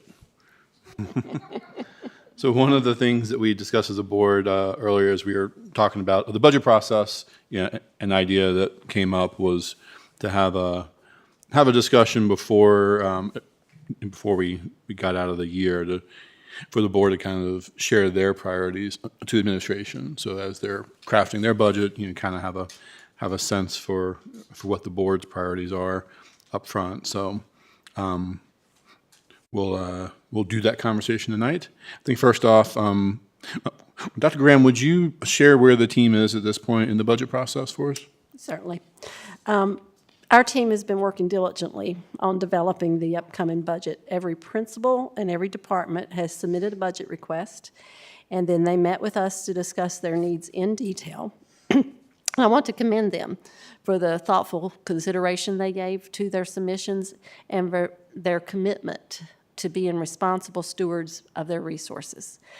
At the last board meeting, you also heard requests from various groups, and the requests we heard were very similar. In addition, we're conducting a thorough review of the current budget, including position control, cost increases, expenditures, and overall alignment of resources. Based on this work, several priorities have emerged. So I'm going to go over those in order. And in order to recruit and retain highly qualified employees, we believe that the following actions are necessary. Number one, provide both step increases and raises to maintain a competitive job market. Number two, to continue revising the support staff salary scales. And by the way, I'm already getting text messages saying thank you to the board for passing the salary scale a few minutes ago. We think continuing that and incorporating stipends into the scale is essential to attract and retain staff across schools and departments. Number three is to maintain the current employee benefits at no additional cost to staff, which MCPS has historically managed this very well, and we believe it's critical to continue that. Number four is to remain in compliance with state and federal regulations. This year, that will likely require hiring 3 additional teachers for English language learners program due to the increased enrollment of students who speak English as a second language.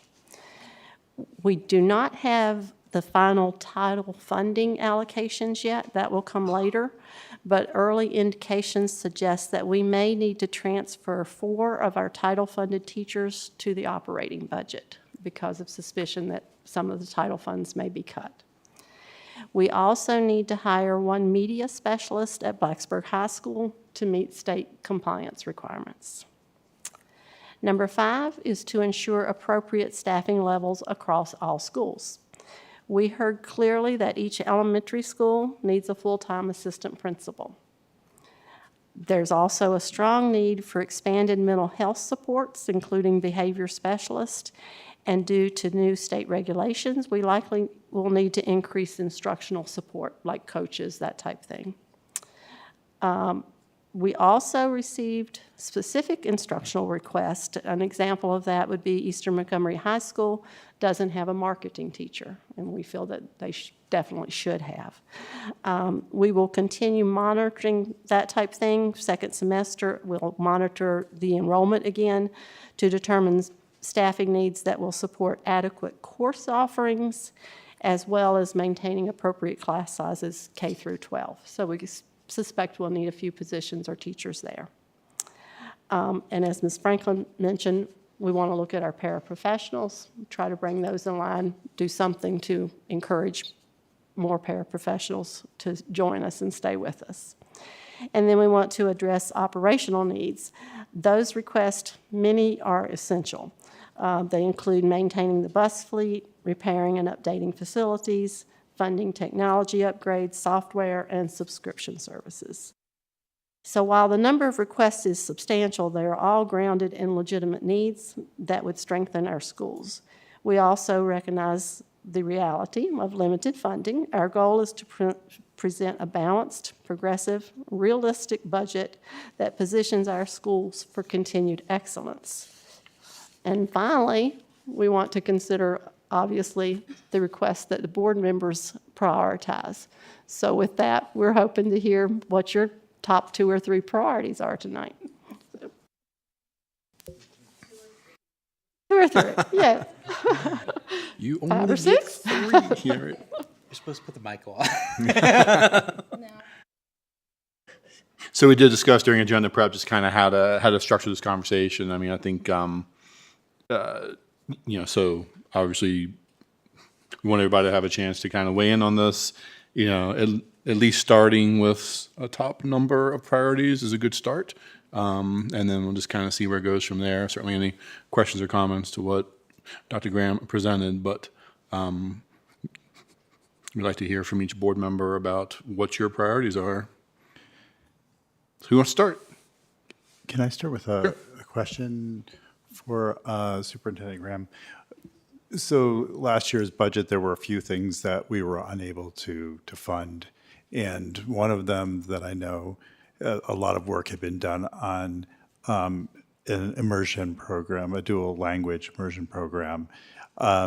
is that something that you are hoping to include in this budget?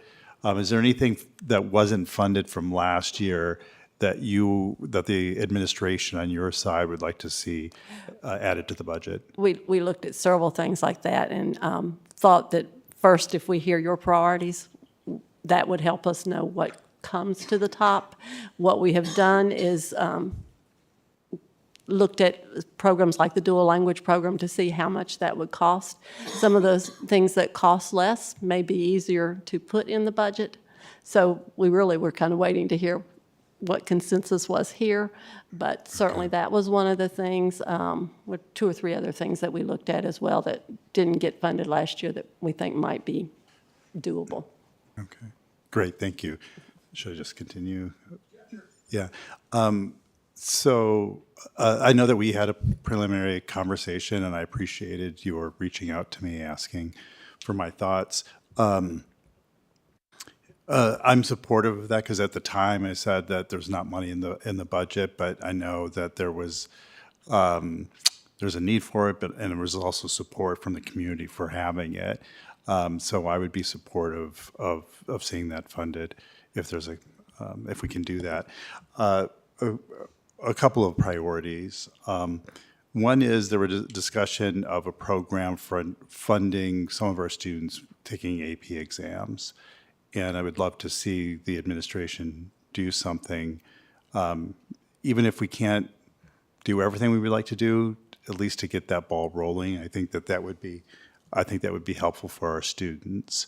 I'd love to see something that's a combination of both need, but also where some of the students have skin in the game, so that there's an equilibrium there. I think for me that one of the big priorities, well, not surprisingly, you saw the last meeting, which is the disparity in the pay scales for MCPS employees versus county employees. Now, based on how wide that gap is, I don't think there's at all realistic that within 1 year we can close that gap. But I would love to see some analysis from the administration that would give us, say, a 5-year plan to negotiate with the county on their side to ensure that there's equal pay for equal work for MCPS employees. And for me, that is a high priority. There shouldn't be second-class employees in this county. So for me, I know that I have other things I'd like to see funded, but that graph disturbed me, and I want to make that a priority.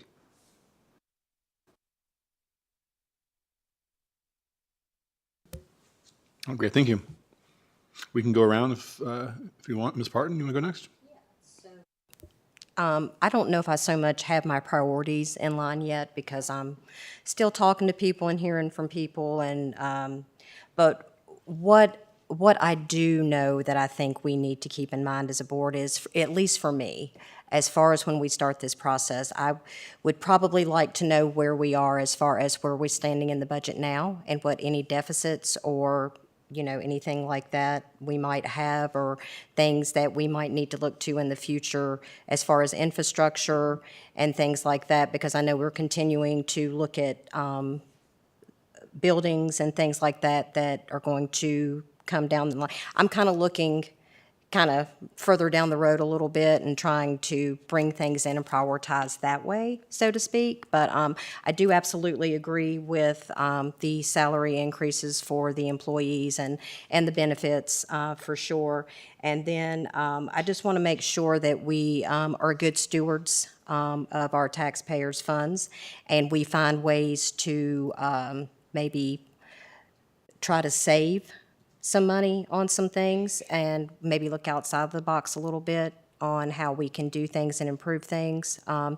We've got a lot of wants and a lot of asks, and we've got a lot of needs. So I'm still kind of trying to go through everything. We've been extremely busy with everything we've got going on, but I've been making some notes. Talked to you, Dr. Graham, and I've heard from some other board members. So I think I might have a better idea of what more in line I would like to see as priorities once I see where our starting point is at and where we're at as far as what we have and what we need to consider. We need to make sure that we keep to take care of things and then bring in what we feel our priorities are at this point. Okay, great. Ms. Vaughn? Yeah, I agree with a lot of the things that have already been mentioned, and I do agree with Dana as well. I don't know that it's completely fair to kind of throw everything out there right at this point. I do agree with Dr. Guitry in the making sure that that was something that I kind of brought up last year, and the making sure our pay scales are comparable. And this may fall under more capital, but I also would like, and I've mentioned this for us to, and I don't know, if, like I said, if it would be a budgetary item or a capital budgetary item, but to have a discussion on also about the schools and the fields and making sure they're up to par. Whether it's lights being fixed, whether it's, grass, whether it's dirt being brought in. And I know that sounds like, well, that's not part of it is part of a well-rounded student. And when we talk about, I'm just going to use a football game night, that's band, that's our football team, it inquires many, many students. It's not just one group. Making sure our fields are up to par, making sure the lights are where they need to be, making sure the tracks are what they should be so we don't get behind like we happened to at Eastern Montgomery. And some of the things that, I have heard about some of our baseball fields and throughout the county and things like that, we need to be taking a look at those because that affects a lot of our community, a lot of our students, and a lot of our families. So that's a priority for me, and I don't know where that fits in, how it fits in. I don't know if that falls under capital. I don't know if that falls under our budget, but we need to take a look at that and make sure that extracurricular activity that plays a huge part to our students. And I think personally, that's what makes and drives children to want to be at school. And we already know we have a problem there. So we need to do everything we can do to make sure kids want to be in school. And if that's making sure our auditoriums are where they need to be, it's not just about sports. I'm talking about all extracurricular activity. So that's a big priority for me. All right, great, thank you. And Ms. Purcell? Maybe to piggyback a little bit on Ms. Bond's statement, we have some sad, sorry-looking playgrounds. So beyond just the fields and competition spaces, I know that PTAs work really hard to raise matching funds for new equipment, and not every school has the capacity to raise the same amount. And but our kids all need that break time and activity time so that they can be better learners when they get back into the classroom. I want to make sure that our learning labs are equipped appropriately. That's something that I've heard that it may not be equitable at every school. So to make sure that those students have the materials that they need in those classrooms. I believe due to factors outside of our control, it seems like we've lost our German program at MCPS because that position has gone unfilled. I don't, maybe by some stroke of good luck, a German teacher will move to Montgomery County or nearby and want to teach here. But perhaps the addition of another French teacher would make sense. I know the one French teacher teaches at BMS, BHS, and in Auburn. That's a lot of travel for one person, a lot of preps. And I want to make sure that our student-teacher ratios are staying on the lower side because that also speaks to student success. It seemed like we're creeping up on some of those, especially at the elementary level. Great. Dr. Roundtree?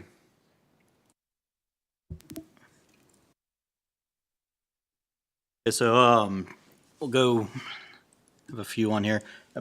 Everything that was brought up, I agree with. The AP coverage was something that I really wanted to hit on too. I did a little bit of research on it. We have 444 students, or 444 AP credits enrolled right now, which at $100 a pop for the test is $40,000 approximately, which in our budget is a considerably small amount. So I'd like to just, as some of our surrounding counties do, cover the cost of AP testing. And then we have successfully implemented a breakfast at no cost to students program this past year. And I would like to extend that to lunch at no cost to students, as requested by our principals in our last meeting. If potentially we'll have breakfast covered by state legislatures with the bill coming back up from Dominica, or Legislator Dominica, this coming year. And let's see, again, review and correct discrepancies in non-certified staff with competitive compensation to their peers outside of MCPS. Oops. Adjust parasub salaries to be reflective of teacher sub salaries, both the amount and for the comparable level of certification that they receive the comparable pay. And then, as we saw from our students, mental health is very much on their mind. So increasing our mental health services in our schools as well. I have a few more, but I'll let Penny go. I didn't want to take ones I was pretty sure you were doing. All right. Increasing our minimum wage to a livable minimum wage for a single person here in our county, which I believe is at $20.14 for Montgomery County.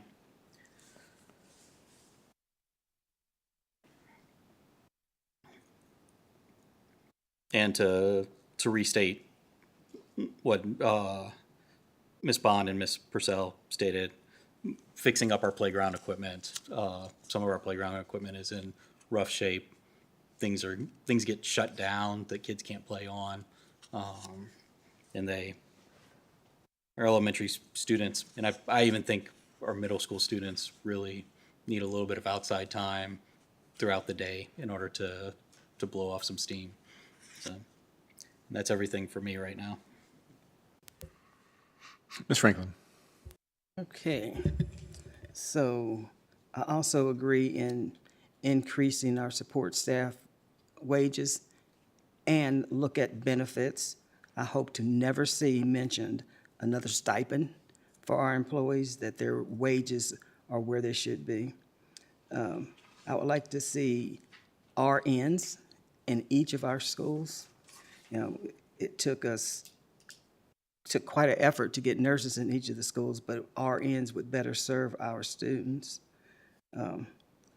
Montgomery Central. So we had a presentation last board meeting about the restructuring there for the Phoenix program, how things had gotten, let's just say, different for our students, and that we weren't getting educational support that they should have. I don't want that to be, quite frankly, a part of our budget for next year, other than to roll over, because that needs to come back and be a part of the agenda, first part of the year, so that process can start and then it go into the budget. Because it's not fair that these students don't have the same equitable things that the rest of our students have, just because they're in our alternative program. We talk about playground equipment. They have a basketball court.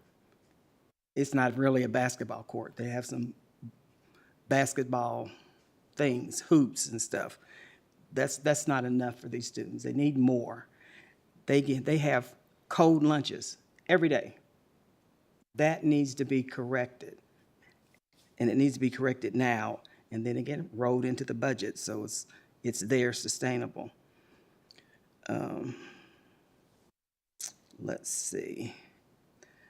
I mentioned this also, that there needs to be an increase in staffing in our Department of Equity and Diversity. Diversity, equity, and inclusion is a mental health issue. When we talk about mental health, for some reason, we forget that equitable treatment and access is a part of a mental health issue too.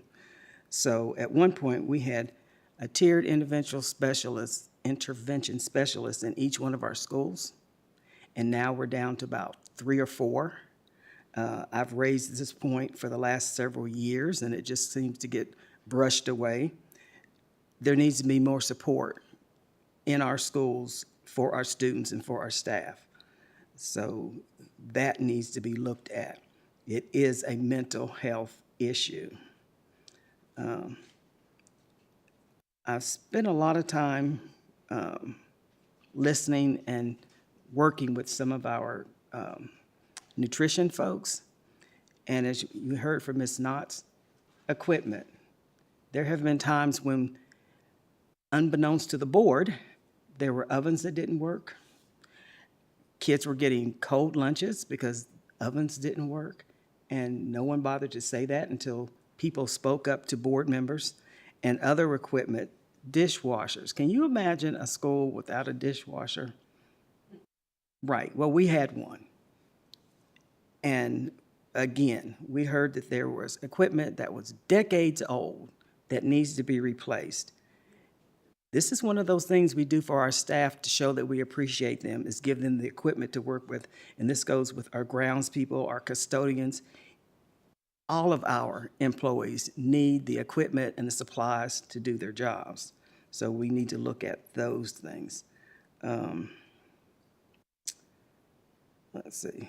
And when I mentioned our pairs being paid, it also was including, I really meant the subs, because when you have less than 50% coverage of your paraprofessionals, that's extra demands on the classroom teachers and everybody else in the building. That's got to be addressed. Let's see. And our spec eds staffing, I also agree. We need to make sure our students are being served, all of our students, equitably. And the playground equipment, absolutely.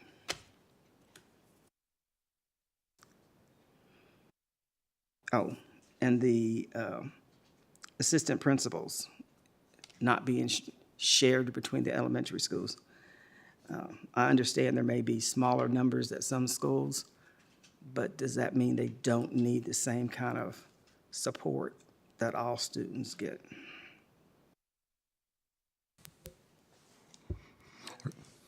Great, thank you. So I'll lob my thoughts in here as well, even though I'm going out the door here. So y'all are gonna have to deal with this next year. But I mean, it's definitely hard to argue with most of what we heard here tonight. You know, I appreciate Dr. Graham's kind of assessment, the starting point. I mean, all that makes sense. You know, for me, I mean, I think it's nice to kind of start new programs and kind of do new things, but I think first we got to take care of what we got, right? And I've heard a lot of comments tonight. Yeah, I agree with everything that Ms. Franklin said, right? Like we've got existing issues we got to take care of, right? You know, in terms of the salary scale stuff, and we heard that from a lot of our folks who presented at our last meeting. I think that you know, this is an oversimplification, but I feel like oftentimes, you know, in past budgets, we add the new teachers we need to add in order to fill the needs we have. We figure out what kind of flat increase we're going to give to everybody, and we kind of call it a day, right? You know, and then mid-year, we're adjusting these salaries because we didn't do the work we needed to in the budget process, right? So, you know, I hear Dr. Guitry on his comments about some of those staff that are being underpaid in comparison to their equivalents in the county, but that's our fault, right? I mean, that's our budget that is driving that, right? And we're not putting the emphasis on those people, in my opinion, right? So, I mean, I'd like to see the work being put into the budget process now to find those gaps and bring everybody to the level that they need to be, right? I think we got a great start with the presentation that Dr. Brewster worked on and we approved tonight. You know, let's do more of that, right? We had other people come out and send us emails after that initial conversation. Let's look at all those places and make sure that we're doing what we need to do there. And then, yeah, when it comes to kitchen equipment and playground equipment, right? Like all the things that our staff and students are using on a daily basis, let's get all that stuff right. So that's my 2 cents on that. And that mostly echoes what we heard tonight. I have one more. So Dr. Guidry's comment about a 5-year plan. In 5 years, things will just keep moving. I think it should be a 2-year or a 3-year plan to bring folks in line with the county. And if they don't give us the money so that we can do that, then it won't happen. I do want to say something before me and Laura go. Sure. So, for the free breakfast program, that's an amazing opportunity for the students. I love that. But for the lunch, students are still having to pay. And something that my human geography teacher said to me really stuck with me, that you should not have to be paying for lunch if you legally have to attend school. And I have this short story. I'm a very picky eater, and my grandma packs me lunch every day for school. But I do not eat, I get free and reduced lunch, but I don't eat at the school.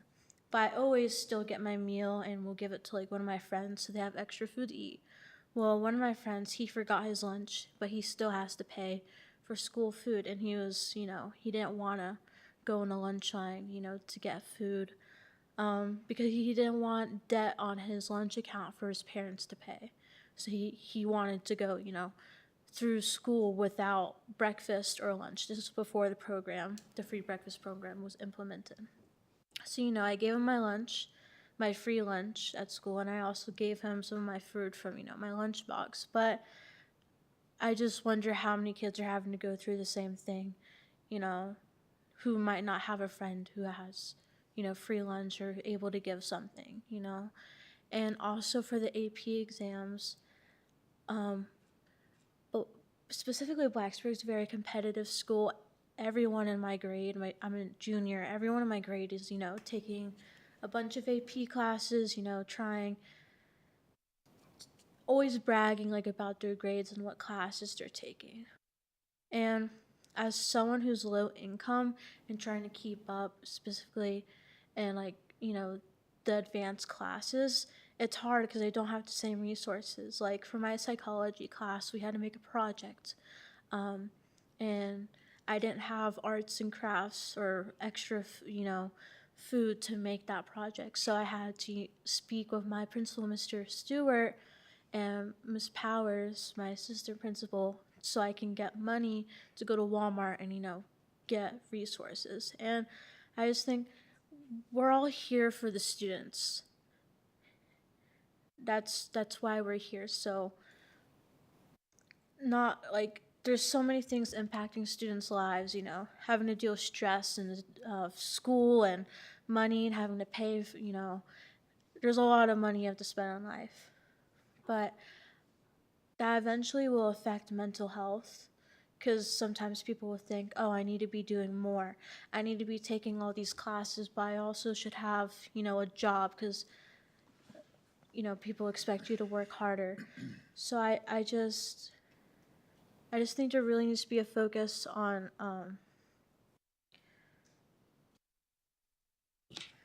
mental health resources. I've been very lucky, to have extra support, specifically for me. I have a 504 coordinator, I have inter-VCS, inpatient and outpatient counselors. But many students don't have that. And a lot of students can't even afford that. I'm able to afford it because I'm low income. and so I just, get extra resources. But what if,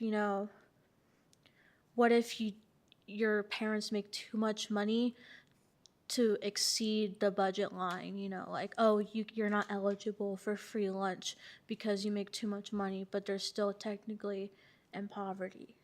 It doesn't make sense to me, and no one should have to go with, to school without a meal. And at Blacksburg High School, we've had this, so due to the government shutdown, we had like this sweet gentleman, and he would bring in packs and packs of food for students to go to the nurse's office, and it has snacks and drinks and milk and like extra like ramen noodle cups if you're still hungry. But they don't have that at all at the schools, and also many students do not know about, this in-school pantry. So I just think, like, for budgeting, we need to think about what's gonna reduce the stress on students so they can succeed. Because I don't want to be worrying about, like, I don't want to be worrying about, like, oh, what if I can't eat? My grandmother wasn't getting, the food stamps because of the government shutdown, so I had to depend on the pantry for a little bit. And I'm like, no one should have to be worrying about their meal, and I shouldn't have to be leaving class, to go find something to eat in the pantry while I'm, trying to take like 7 AP classes. Like, do you see my point? I'm kind of scrambled everywhere. But you see my point, like, my emphasis on students getting the resources they need for food and everything. Yeah, great. Thanks, Olivia. Laura, any thoughts? I'd just like to piggyback off of Olivia real quick and then also add something to my own. On the subject of like budgeting for APs, I'm in 5 APs. My mom had to pay $500 for me to take the test just to get those credits. I'm a competitive student, and there are competitive colleges out there that won't look at your application twice if you don't have a single AP on there. And it's not fair to students who can't give hundreds of dollars to College Board, who won't be able to get into those competitive colleges that have those, like, really good educations, just because like their family can't afford it. That's $500 that could have gone to groceries or my college tuition or anything else, and it's going towards a couple of credits that I think I should deserve if I have already put in the effort for that class. On the subject of school lunches, I think making that like not paying for school lunches, I think that's really beneficial. I have a couple friends who are on like the free breakfast program, and I've been told that apparently only milk is like a free, like not for these students specifically, but in general, milk is like the only free drink. People deserve to eat. People deserve to have the nutrition that their body needs. I think amenities should be provided for those people. On the subject of immersion, which I know Dr. Guitry mentioned, there are a couple of Latino students at Auburn who don't speak English, and during just a class I was sitting in on for a club, I was informed that there, like in English, there are no books for those students. Like there was a assignment where you like needed to get a book out of the library, and there were no Spanish books for those students. Montgomery County is a diverse area, especially with people coming like for Virginia Tech. And there should be books and amenities for these like students who don't have English as a first language. I gave a book I owned that was in Spanish for these girls because there was literally nothing else for them. And I think that's unjust and unfair. And I think something in the budget should be put towards that. I don't know exactly what that would look like, but just food for thought. I think that's important. That's all. Great, thank you. Yeah, thank you, ladies. Your input is just invaluable. I really appreciate you. We talk about having student-focused budgets, right? It's good to hear from the students. That's why you're up here. Okay, we've heard a lot of great comments tonight. Any go-backs, any other comments that folks would like to make? Feel free to take off if you want, it's after 9. I guess two more comments I have to make. This isn't I don't know if this fits into like the budget discussion, which is why I was wanting to say. So I've had a couple of peers who have IEPs and are not allowed to, you know, register for like an English honors class or an AP honors class because they don't have like the what's it called? Like the person, you know, helps read to you out loud. What? An aid, yeah, like an aid to read to them, like, you know, that fits like their IEP standards. And so they're just not allowed to do like English honor classes or like AP literature. It's just their disability should not be holding them back from, you know, taking harder classes to put them into, you know, harder college or stop them from, you know, challenging themselves. And another thing is a lot of sports have to do like, you know, fundraising and everything. My boyfriend's on the lacrosse team, and you know, I volunteered at the concessions, you know, football games to help his team raise money. I'm on the girls varsity tennis team, and each girl has to raise a minimum of $200. I cannot raise $200. Most of the girls on my team, their parents were just able, you know, to write like a simple check and give it to the coach. I was not able to do that, so you know, I had to ask a lot of my friends' parents. One of my teachers, Miss St. Germain, she's very supportive of me, and you know, helps me a lot with everything. And she's donated to me to be able to do things such as go to states for DECA, or attend like cheer on my teammates at a state tennis match. But I was not able to raise the $200. I only raised like around $110. And what our coach did is, you know, put us all in a group and basically did not name drop, but said like the girls who did not raise the $200 needed to do extra community service to make it up, which I don't think is fair. And that just adds more stress onto me and other teammates who do not have the money. I don't know what other sports are like, but just because Blacksburg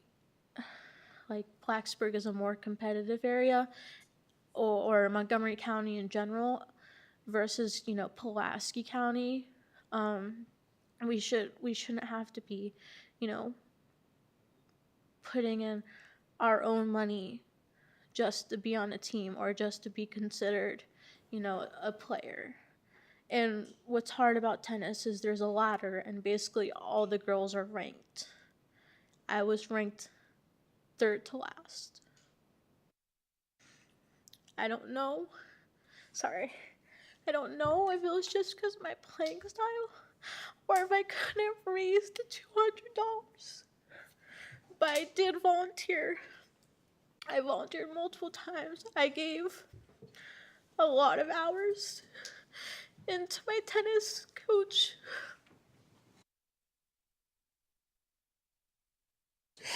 Thank you. But I just wonder, will this affect me from making the team this year? Because sophomore year I wasn't able to raise the $200. I mean, it's just so unfair, you know? And I'm not sure how this can fit into the budget, but there's students, you know, who need help. I don't know what other schools have. Blacksburg has, you know, the Bruin Family Fund to help out, you know, students and help seniors pay for their college application fees. But I'm not really sure what to do about this. And it makes me anxious to, you know, try out for tennis, just because I don't have the money. I don't have the money, to pay for the uniform. When I made the team, I already had to pay $80 besides from the $200 just for my uniform and the team hoodie that all the girls were required to have. And, I was lucky enough that I had someone in my family, to help pay for my tennis equipment. But, not all students have that. Having to pay for, equipment for their sports. Like if they need new pants or, a baseball bat or a lacrosse stick. And it just really worries me what students are having to deal with this, but don't have the support they need. Thank you. Okay, thanks for sharing tonight. So I know several years ago, we had to overturn a vote that was basically making athletics pay to play. And I know there's always been some little fees or things like that that go along with some sports. But what I'm hearing tonight should not be happening.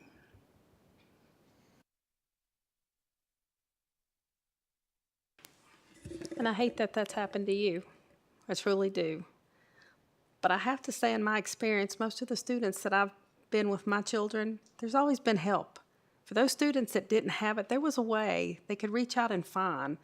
So even if you have to speak to someone, if you're this concerned or upset about, I'm sure there's so many people out there ready and willing to help students that don't have the funding.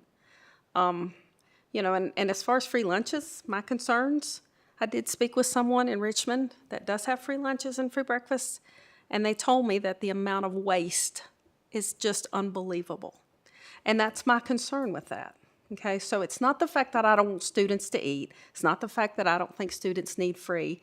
And even with the AP courses, I do understand those are important to students, and we need those. But I don't know that there's that many colleges that don't look at you because you're not taking AP courses. Now, I think there's a lot of students that are extremely smart and have high GPAs, and yes, that is something that is truly looked at. And I'm not saying we shouldn't help, but I do think there's choices that we all have to make.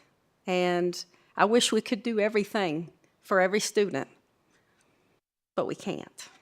And, although I appreciate everything you girls have been through and what you're going through, just understand that sometimes as a board, as parents, as grandparents, as family members, you just have to kind of make those tough decisions. And, that's the great work that we do try to do. So, but you make sure you reach out because, like I said, in my experience, having kids and grandkids playing sports, there's always been a fund there.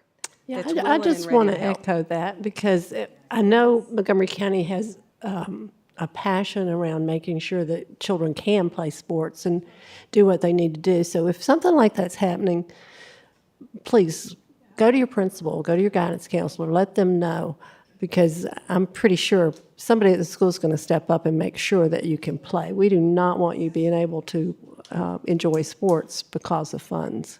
So if you have to, contact me or whoever the next superintendent is. But I think if you talk to your guidance counselor, that'll be taken care of at the school level. So I don't think we should necessarily keep pushing this back on the student. If there are things that we don't have in place, so these things are automatically happening, or that they're we need to know about it so we unneeded can address it. burdens Yes. put on students to have particular clothing and particular this, just because we like it, that's not the student's fault. That's our fault. So we need to be looking into what's going on with all our sports to make sure there's no unnecessary burdens being put on our students. And not all students are even willing to even speak about it. They just don't participate. And then that's a disservice to our students, and that's just wrong. So, much like the proverbial minister who was in a storm and the water kept rising and a boat came and he held off because somebody was going to save him. And he kept holding off and eventually he drowned. I hear you talking to us. You're telling us that students need help. I'm not forsaking that. I'm going to fight for y'all.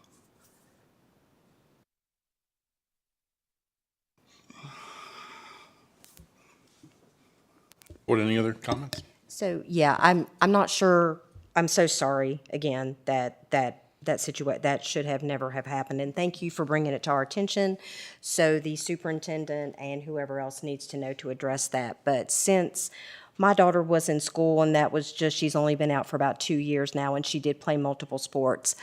Correct me if I'm wrong, but I think every sports team fundraises and tries to sell. We've got football cards. My daughter had to get donations for softball.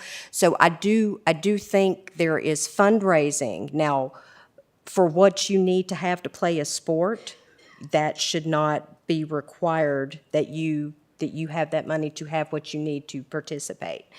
I totally agree with that. But I do think, to the best of my knowledge, I'm not sure what some of those other funds are used for as far as that particular sport, but I do know, I think just about every sport fundraises money for, I do know for softball in particular, that money was used towards items for them to purchase for the team, but that was the coaches would use for the team, and everybody would get, it doesn't matter how much money you raised, those funds would be used to do everything for the whole entire team. So it was done, just because you didn't raise as much as somebody else did, you should not be faulted for that. So I am sorry if that happened to you, but I'm sure we'll have that checked into. And I agree with Ms. Bond.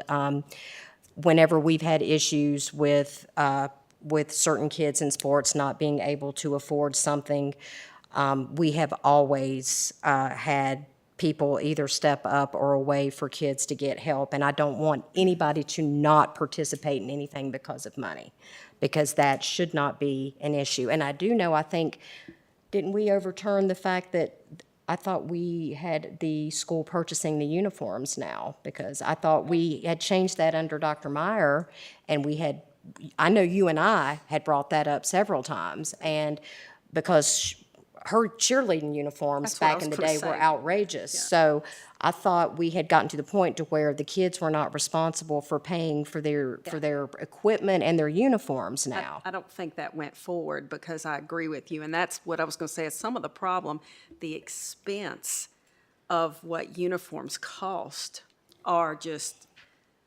unreasonable, in my opinion. I mean, just, now with football, I know when my son played, to buy the helmets were $15,000. Yeah. But I don't think we ever got to the point to where, I think it came up as a conversation piece. And I know maybe. But I don't know that it ever made it through the budget. And maybe we need to check on that. I'm not sure what we need to do, but no child should be denied not to play a sport because they cannot afford to purchase what they need. You are correctly right. I think it's one of those things where it goes beyond uniforms, though. Right, it does. It's like, okay, you've got to have the sweatpants, and you've got to have the hoodie, and you've got to have the this, and you've got to have the workout pants, and that's where I think the cost goes into. That, in my opinion, becomes a burden. We'll check with our ADs But we and can find check out into exactly. it, and we can move forward from there. Dr. Guidry? So not to change the subject, but a couple. So it seems like there's broad consensus on salary scales and paraprofessionals, which I agree with on those issues. But I did want to ask about two particular issues that have come up. That the one is about the immersion program, the dual language. I'm supportive. That's one thing that I'm not sure if there's a consensus for the board, because I remember that being about $250,000 initial investment in that. So I'm curious to hear from the board, the fellow board members about that issue. And the second one is to have some fund to help students with the AB exams, whether there's a consensus will of the board on that. Because I think in terms of facilities and a lot of the other issues, there's broad consensus, but in those particular, I didn't hear if there was or not.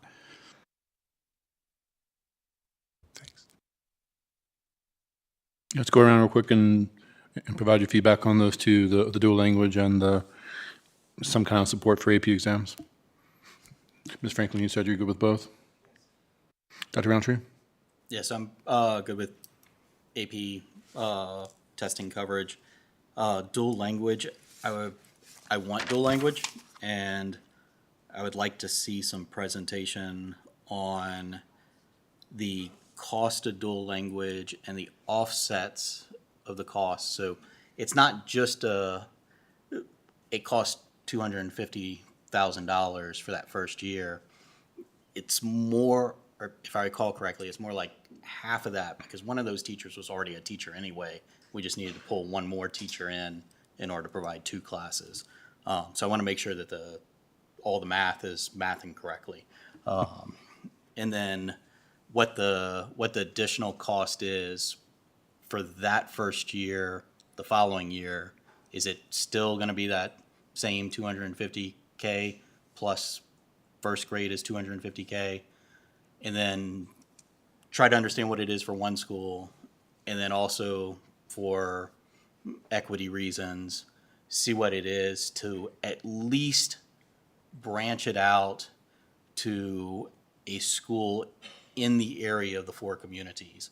It could be Eastmont Elementary or Falling Branch. Those are kind of in so that people can come to that school.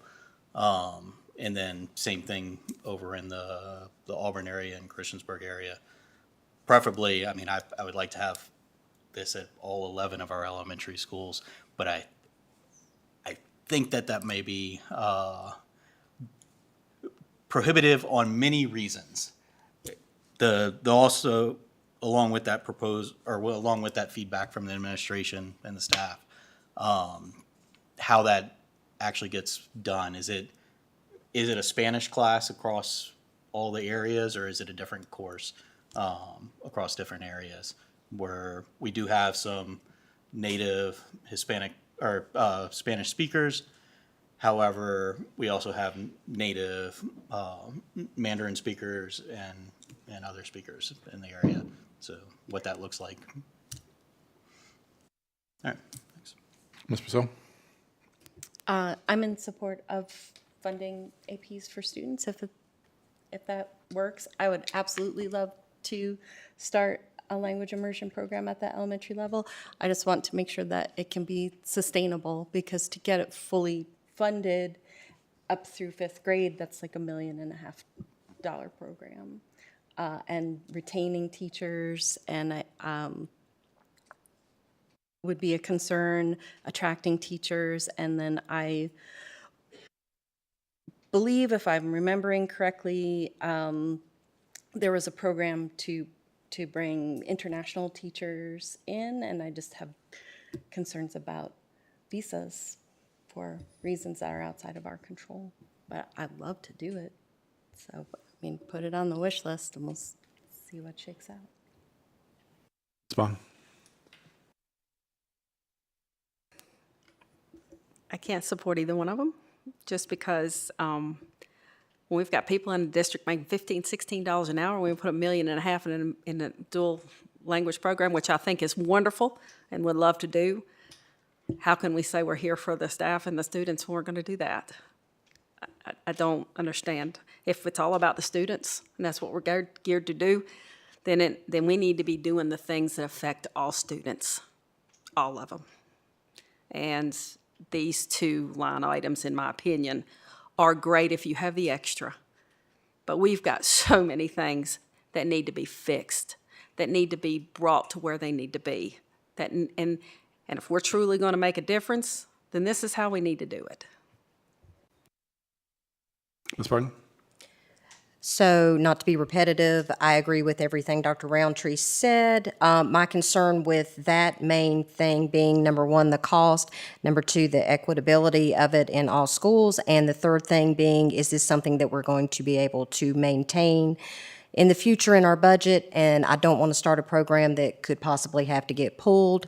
I have a lot of concern over that because I see more harm than good if we have to do something of that nature. So I would really have to weigh that in with exactly what Ms. Bond said about what our current needs are and what our students are telling us that their needs are, and what I know my district especially needs, their needs are that aren't getting met. So probably would not be interested in looking at that in this budget particularly, but not to say that I'm not in favor of it. I think it would be a great thing if we could had the money to do it. As far as the AP goes, I'd have to say I think there's an equity issue there as well, because here again, we're spending money on students that we're not spending on every student. And as much as I want to help people who need help with the AP exam, and I get it, I had to pay for them for my daughter. So is there any way we could look into maybe fancying the idea of either paying a portion of that, or the ones who do need the help paying for those, seeing if we could start some type of program or a grant? We can look outside for grants, or even community funding, or asking a community business, or different ways to raise money and have that go for helping those students with that particular item. So that's just a thought. Dr. Guitry, did you want to add any more comments on this? Yeah, just to clarify, for the support for AP, I wasn't proposing that off the bat that we cover all AP exams, because the cost is really significant if you actually pay for all of them, given the number that are taken each year, and we're talking well over 1,000.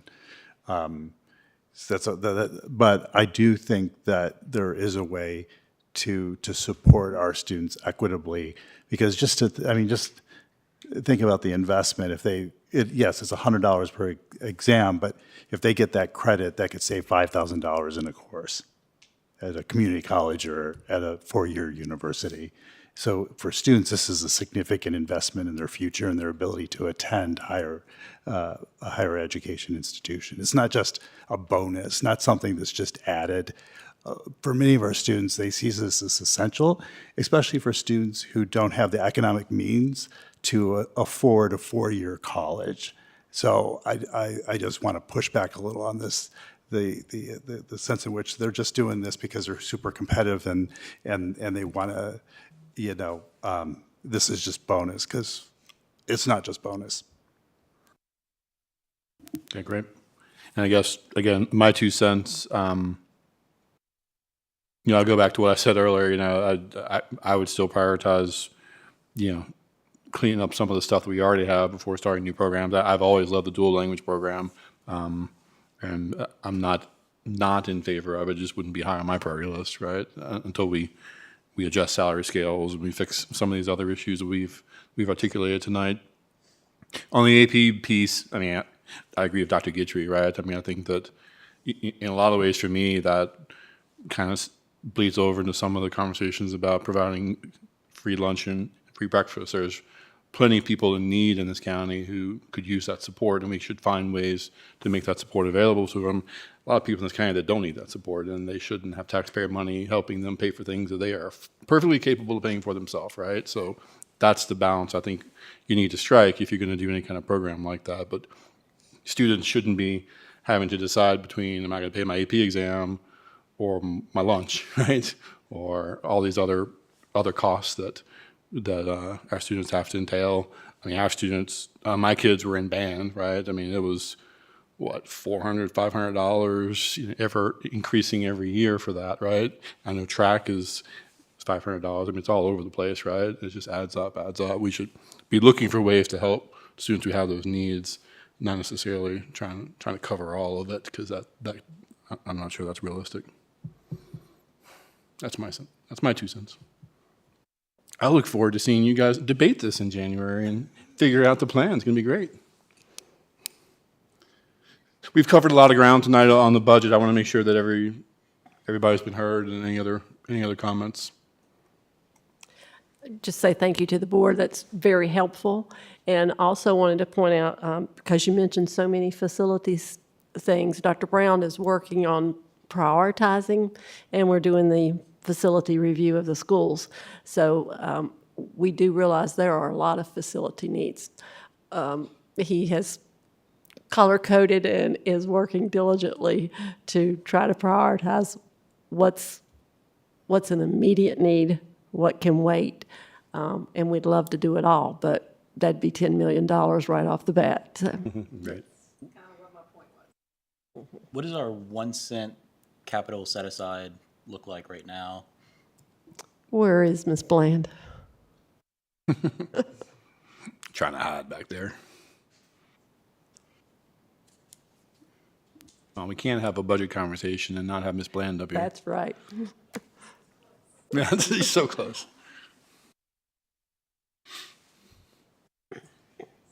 Thank you both. And your question, I'm sorry, was it the timing of it or? No, how much is in the capital set aside currently? So we have expended the majority of this year's capital funding. The majority of that was encumbered early in the year for the 2 roofs that were done, as well as the majority of the projects. A lot of the capital projects, the larger ones, have to be done in the summer. We need the students out of the building to do those. So the majority of that funding is funded early on in July and August, and then the remaining items. We've had a few things trickle through, but the majority of that funding has been spent. One of the things we're looking very closely at right now, too, we've had some discussions with the county about the interest for Christiansburg High School. So there's some opportunities as well, along with in July, our capital funds. There's an opportunity to do a lot of, capital items on that. So we're working very closely with Dr. Brown and looking at what some of the immediate needs are for that. But we're looking forward to that 1 cent again soon. Thank you. Mm-hmm. Board, any other comments? This was a healthy conversation. Well, just one quick comment. When I make the comment about, making sure that we're looking at all our facilities and things like that, I'm even talking about sometimes the inexpensive things. Like I said, just whether it's bringing in dirt, whether it's, and there's little things that a lot of the schools have asked about the facilities that are really it's something that doesn't cost that much money. It's getting it done, prioritizing it, and those are the things. I think I'm heading more in that direction than I am spending millions and millions and millions of dollars. So I just want to make sure that that's heard. It's not always the expensive things that make a difference. And so when I say that, I'm talking about getting the light bulbs changed. Getting the lights up in the auditoriums in the schools that we have that need to be done. Getting the, just the things that we have, we just can't seem to get happening. And so that's kind of what the direction was that I was going with that. Not always expensive. So. I feel like at Blacksburg High School, for instance, I haven't made this walk in a while, but, it used to be when you walk from the football stadium up towards the high school, like most of those lights are out in the parking lot, right? And there's some electrical issue that just needs to be figured out, right? Exactly. That kind of stuff. I'm just going to bring up again, not to drag this conversation out, so my apologies, but, we had one of my district members, Mr. Sisson, approach.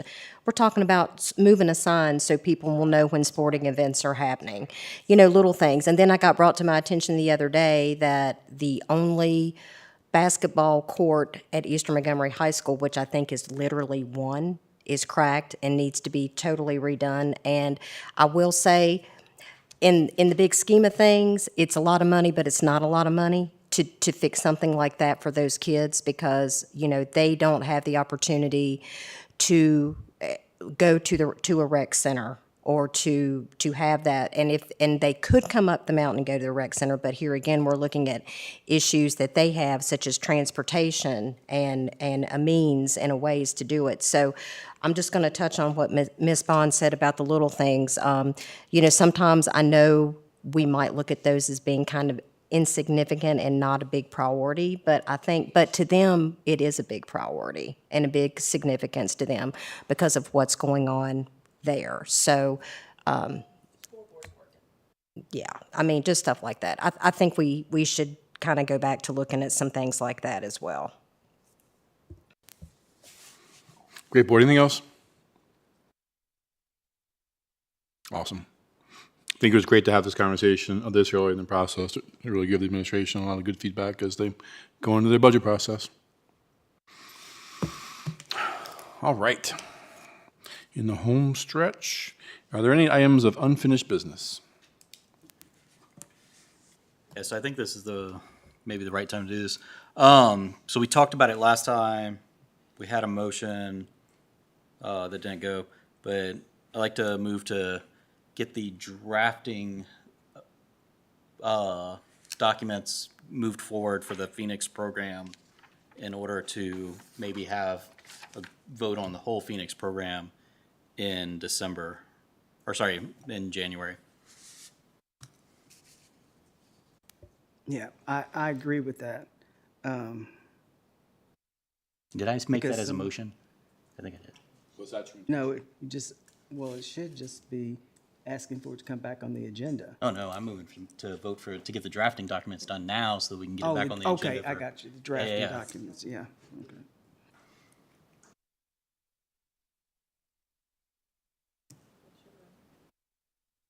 Want to second the motion? Yeah, so in January, to get that, okay. We'll get the yes. drafting done now and to bring it back up in January. Okay, so I think we have a motion and a second on that.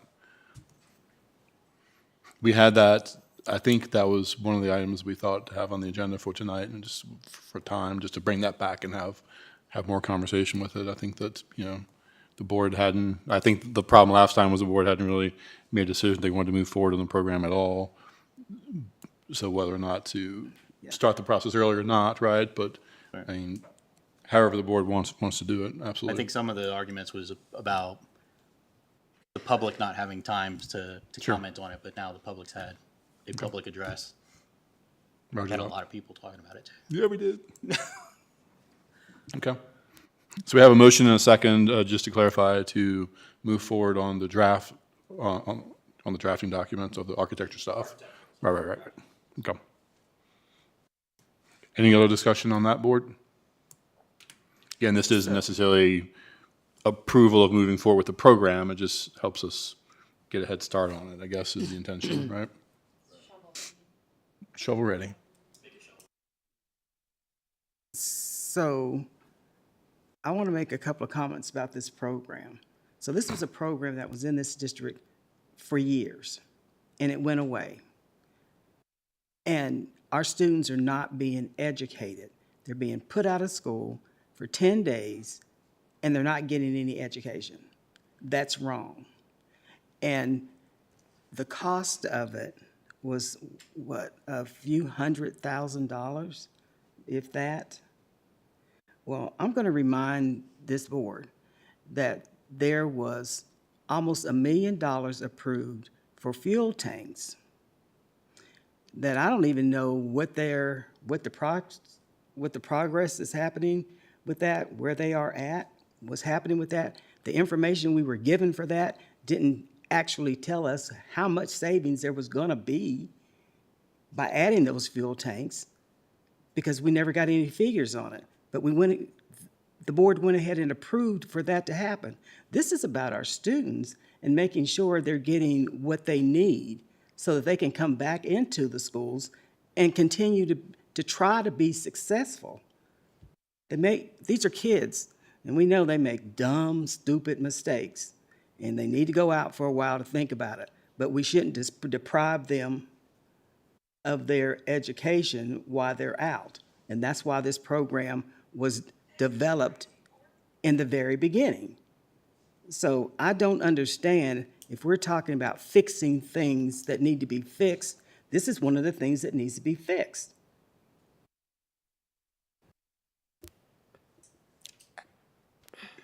I agree completely. But to my recollection, the one that we had in the original program, only certain students were able to go to the Phoenix program. Not every student could. That's not, if I remember correctly. Do what? No. If there were students, if they happened to be expelled, are you talking about expelled students or long-term suspended? Long-term suspended. Okay. Our short-term suspended is what this is addressing. Okay. Right. Okay. Right, okay. But do our students now, aren't they able to go to Montgomery Central? I thought they were. No, no. Okay, okay.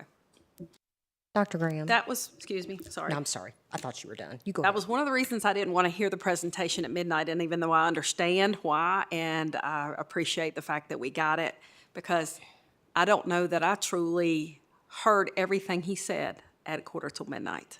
So that goes back to one of my issues with hearing a presentation of that importance that late. So to that, I completely understand, and I think it's a great thing we do need to do, but it would have been nice to be able to understand it a little bit more.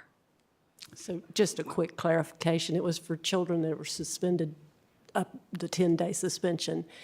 And where you might run into two students not being able to do it, we think we can even address that, because like if two students were in a fight, you aren't going to have them there at the same time. So you may have to do some scheduling of one comes 3 days, one comes 4, something like that. But the intent would be to offer it to any student that's been suspended for the 10 days. Okay, that was one thing. I think I was going to ask how that was going to work if there was more than one student involved. But even if our student is suspended for long-term suspension, are they not required to be sent their schoolwork to them by their teacher? Are they not working on their schoolwork while they're suspended? I'll ask Mr. Garrison to correct me if I'm wrong, but we do provide an opportunity for them to work at home. Just Okay. whether or not they do that, there's less guidance in some homes than others.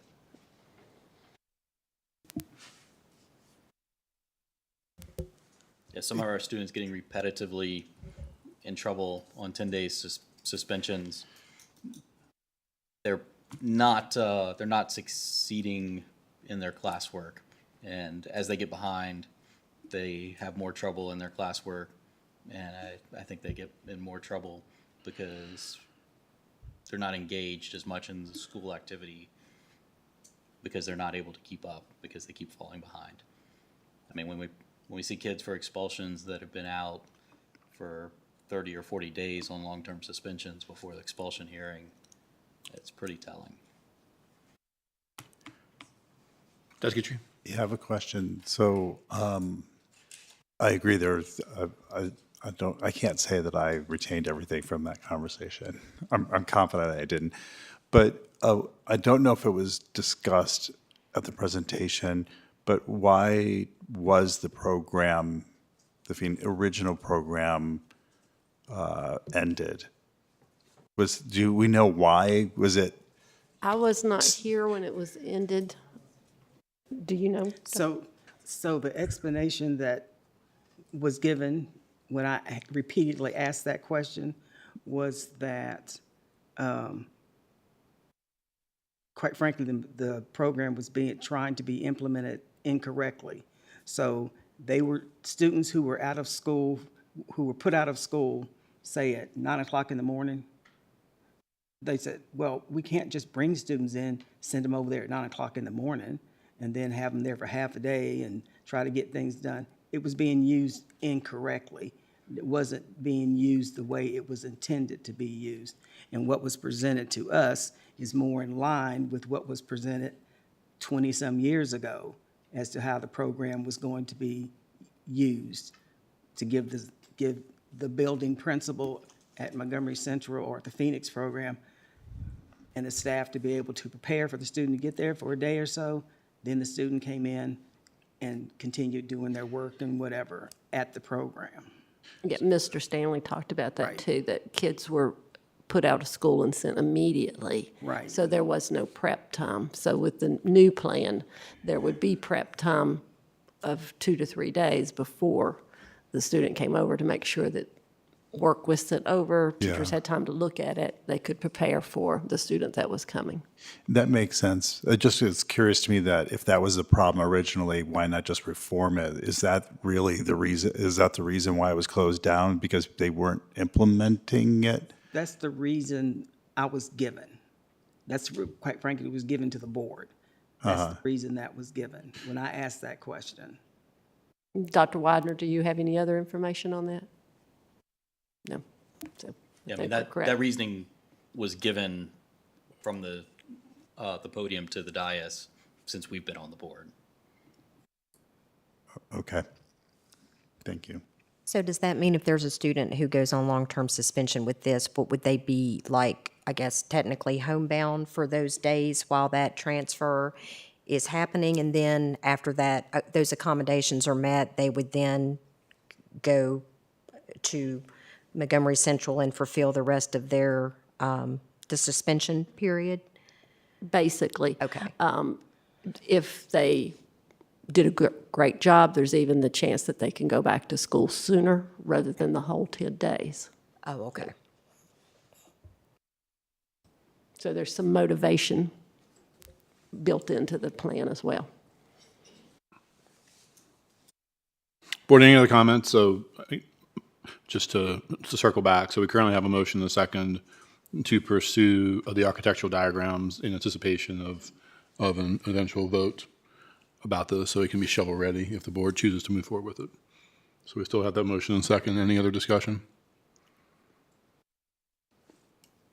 Okay.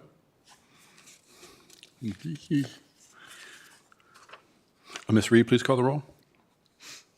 Ms. Bond, Yes. Ms. Franklin, Yes. Dr. Guitry, Yes. Ms. Pardon, Yes. Ms. Purcell, Yes. Dr. Roundtree, Yes. Mr. Hudson, Yes. 7 in favor. Motion carries. All right. Any other items of unfinished business? Yeah, there's something I was expecting to see on the agenda. Usually when we have a presentation, we ask for more information. It rolls over to the next meeting. So we had asked for some additional information on the GPA policy. Thank you for providing some additional data. You know, when I asked, I don't know how long it takes or how much work is involved with pulling data, but I appreciated it. So, you know, I was alerted to this concern by a community member back in June. And so here we are 6 months later. And so I would like to know what we're going to do on that issue. So when we were given additional data that showed that over the period, one of the reasons for having the policy was to navigate students away from AP, taking so many AP courses into fine arts and other courses. And the data that we got both from you that we got showed that basically there hasn't been an increase in the fine arts. I was looking at BHS in particular. Meanwhile, the number of AP courses has increased 50% over that period. So if the purpose of the policy is to motivate students to take fewer AP courses and take more fine arts courses, then it's not working as a policy because the data shows that it's not having that effect. And so for me, with this issue, I mean, I know that there was a committee recommendation, but I would ask a little bit more directly from my fellow board members and from the administration, if across the state, students who take AP courses and get an A get an additional bonus, why would we not want to have that reflected in their GPA accurately? Because right now, it's not an accurate reflection of that 1 point additional credit for an AP course. Now, I know that colleges look at ranges. I know that there's a lot of context, but for me, that's like the basic question. Why would we want to miscalculate students' GPAs if we know that it could hurt just even one student? 5 students, 10 students, I don't know, but that's kind of irrelevant. Like, why would we not? So I think that's my question to my fellow board members and to the superintendent. Why would we not want to accurately calculate GPAs in line with every other division in the state in the expectation?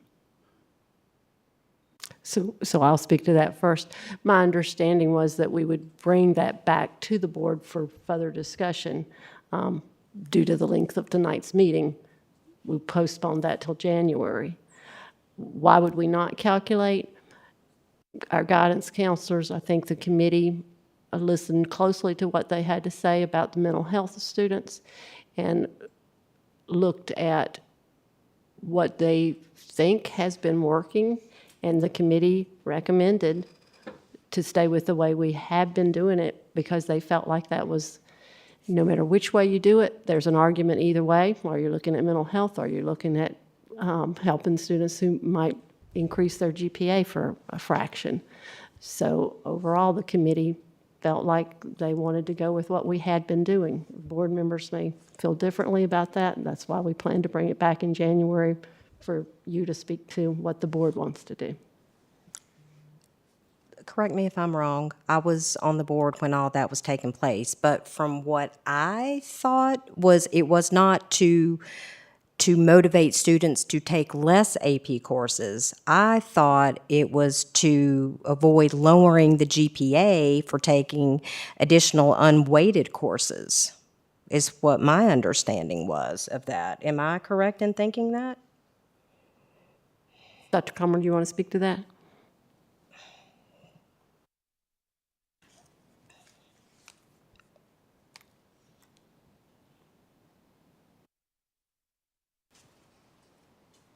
Ms. Parton, I think what you're saying is that it wasn't necessarily to promote AP or not to promote AP. Yes, ma'am. That's but exactly what I'm saying. It was if a student took a study hall versus an unweighted course, the student that took the unweighted course ended up with a lower GPA than the student that took the study hall. Yes, that was my understanding.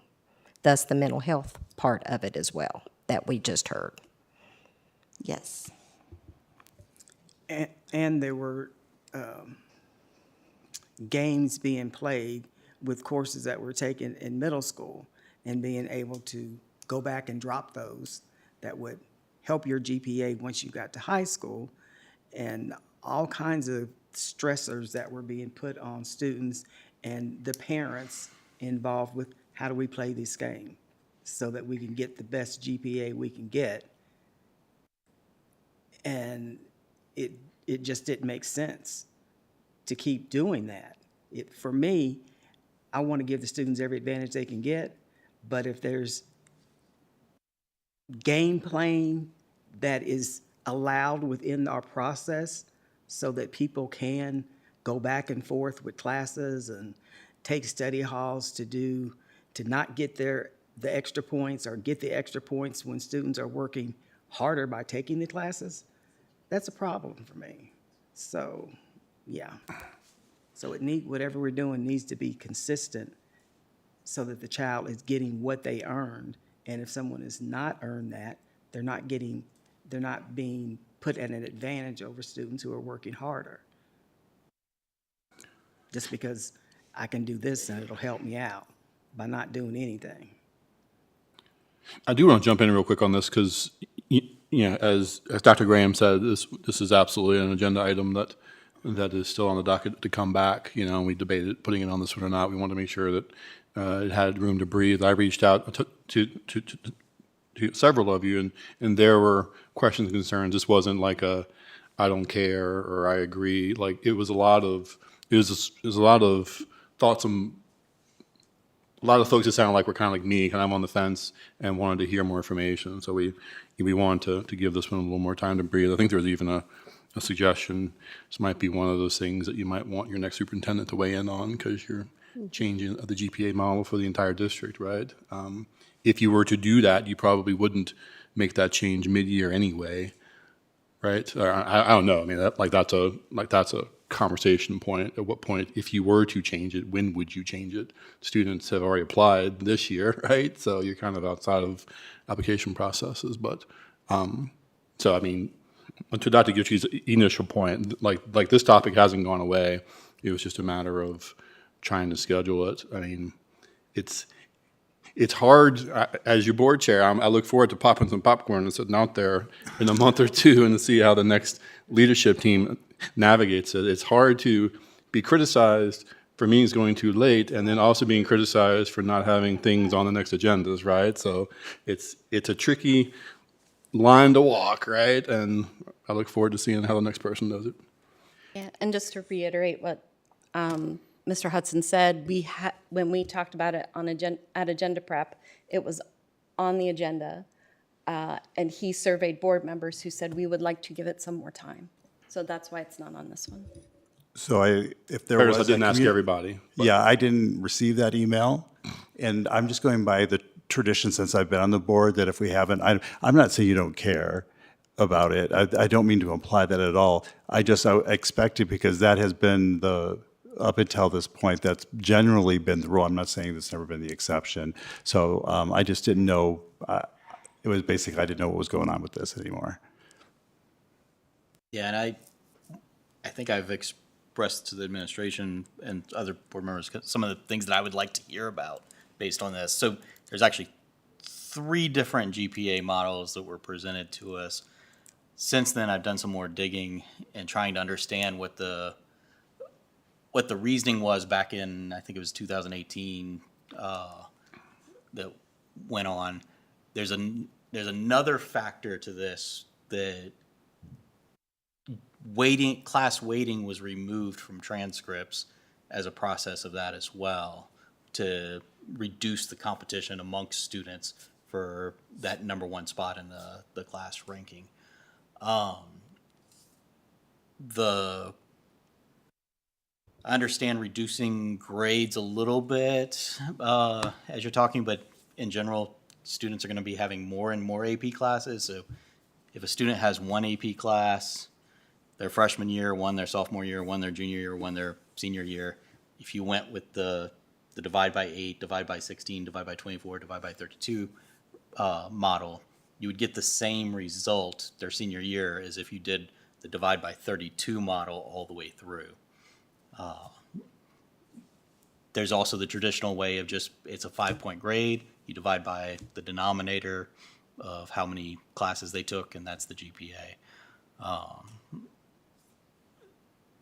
There's also mental health that I feel is talked about here, but there's no suggestion, hypotheses, reasoning as to why one of these models serves our students better or serves our students' mental health better than another one. So I would really like some comments on each model, why administration thinks that one is serving the other better. The class ranking thing and the competitiveness in our schools, I totally get. That definitely, probably, if we're removing that, if we've done that, and we're not doing that anymore, that probably removes some mental health strain on our students. I do have some questions about that. I haven't had a child apply to college yet. When I applied to colleges, and my sibling did, there were scholarships and out-of-state tuition waivers that were based on where you ranked in your class for a school. I don't know if that's still a thing or not. I haven't looked it up. If it is, then I don't understand how we couldn't be ranking students in order for that purpose for students going to colleges. But that they may just not be a thing anymore. Okay, yeah, it'll be on the agenda, and we'll have plenty of time to breathe. Any other items on unfinished business? This has been exciting. So I would like an update on those fuel tanks to see what's going on. I've seen them out at Price's Fork Elementary. I don't know if they're being used or not.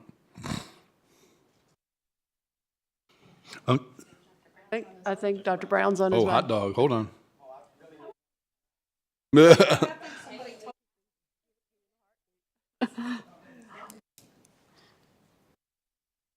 You don't have to provide an update tonight if you're not ready. But if you want to share a few thoughts, that's totally fine. I can share what I know. Okay.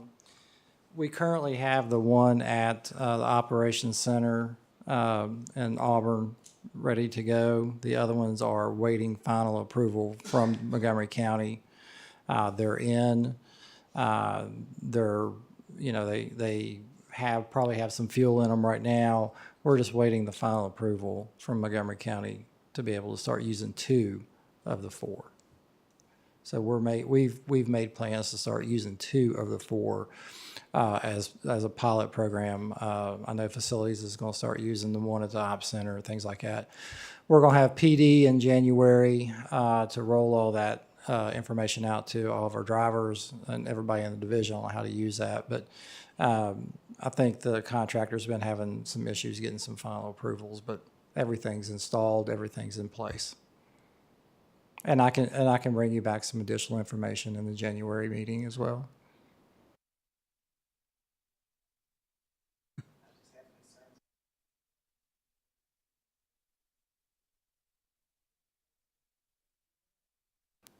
Yes, ma'am. Hopefully nothing. Okay. Thank you. Thank you. I'd like to throw a topic out there. I love Ms. Franklin's suggestion about trying to schedule another to couple in the student matter. We have to do an actual public vote on the collective bargaining MOU. I sent some text out earlier. Like, if it's not too inconvenient, could we maybe get a consensus on that date while we're here on the dais tonight, so we can give Tosh the guidance to get that together? Is that possible? So we're looking at either the 5th, the 8th, or the 10th, because the student matter has to be resolved by the 10th for awareness. I don't know, Ms. Franklin, you said you could do all 3. Yes, ma'am. Now, again, like initially as a student matter, we just needed a quorum. Now that meeting has become a little bit more than just a student matter. So, yeah, but it's what?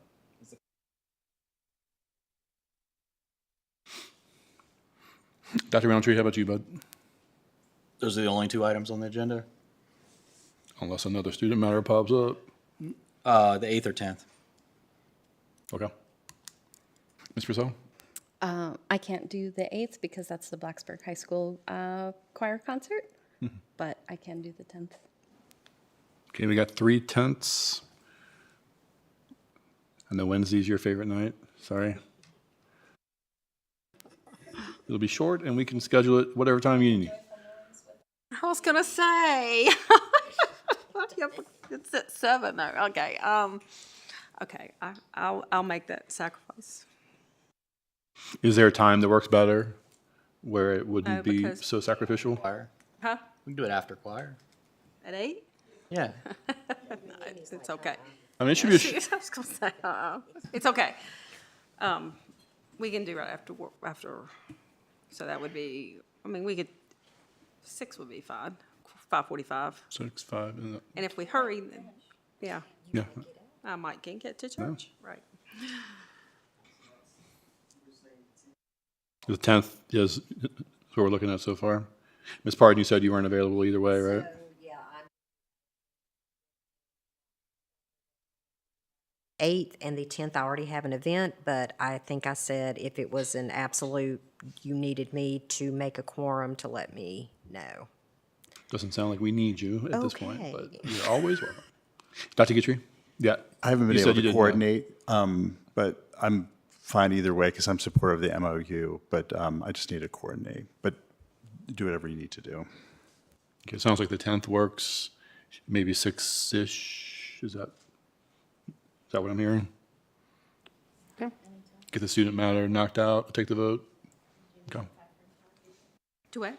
5:45. Okay, I should be able to be there at 5:45. Here, sorry. Is 5:45 okay? Okay. Okay, let's do that. Assuming that time works with the family, obviously, Mr. Garrison. Okay, awesome. Thank you so much, board. That makes that easier. Okay, any other items of unfinished business? Any items of new business?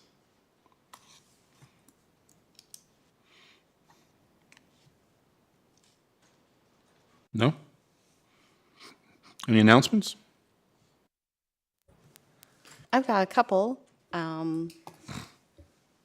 just about things, but I hope perhaps I'd also like to say a few words in honor of Chair Hudson. Maybe that could be like the second round of announcements. I wanted to share that on November 18th, I was also able to get over to the Teen First Responder Academy graduation at the Montgomery County Fire and EMS training grounds that Dr. Graham mentioned in her superintendent's report. That seems like it was a long time ago now. And I just wanted to thank Ms. Atkinson for putting that really amazing program together, for giving students at Christiansburg High School that taste of what emergency services are and where maybe their place could be in that. She developed a partnership with our local first responders in order to do that. And a lot of this she did because of comments that we made here on the dais, responding to requests from us. So I appreciate that as well. And if I recall correctly, Radford University was so impressed by the program that they will be funding scholarships for EMT training for some of those students, which are close to $1,000 a pop. So it's a wonderful pipeline to ACE. It's a desperate need in our community, and it's just a great experience for students. So thank you, Ms. Atkinson, for doing that, and congratulations to our first round of graduates. Thank you to the division and to our taxpayers for sending us to VSBA, which happens the weekend before Thanksgiving. That's the Virginia School Boards Association conference. I know that I always get new ideas, and we get to talk to each other in a more informal manner. And Mr. Roberts, who will be taking over to represent District A, was also able to attend, and it was really nice to be able to get to know him as well. So thank you to the administration for supporting our attendance in that. And I also want to thank Dr. Graham for joining me at a meeting with Chief Clare at the Blacksburg Police Department. It's like the Tuesday before Thanksgiving. In short, the result of that meeting, I bring a request to my fellow board members that if they would feel comfortable maybe sending a letter or making a resolution, some kind of official statement to the town of Blacksburg to support speed cameras in school zones in Blacksburg. So that's the short story of the result of that meeting. But I can tell the long story too, and you can complain to me about making the meeting too long, and I will fully accept that blame. So earlier this year, I asked Dr. Bragan at a meeting if he would potentially look into forming some kind of traffic safety committee.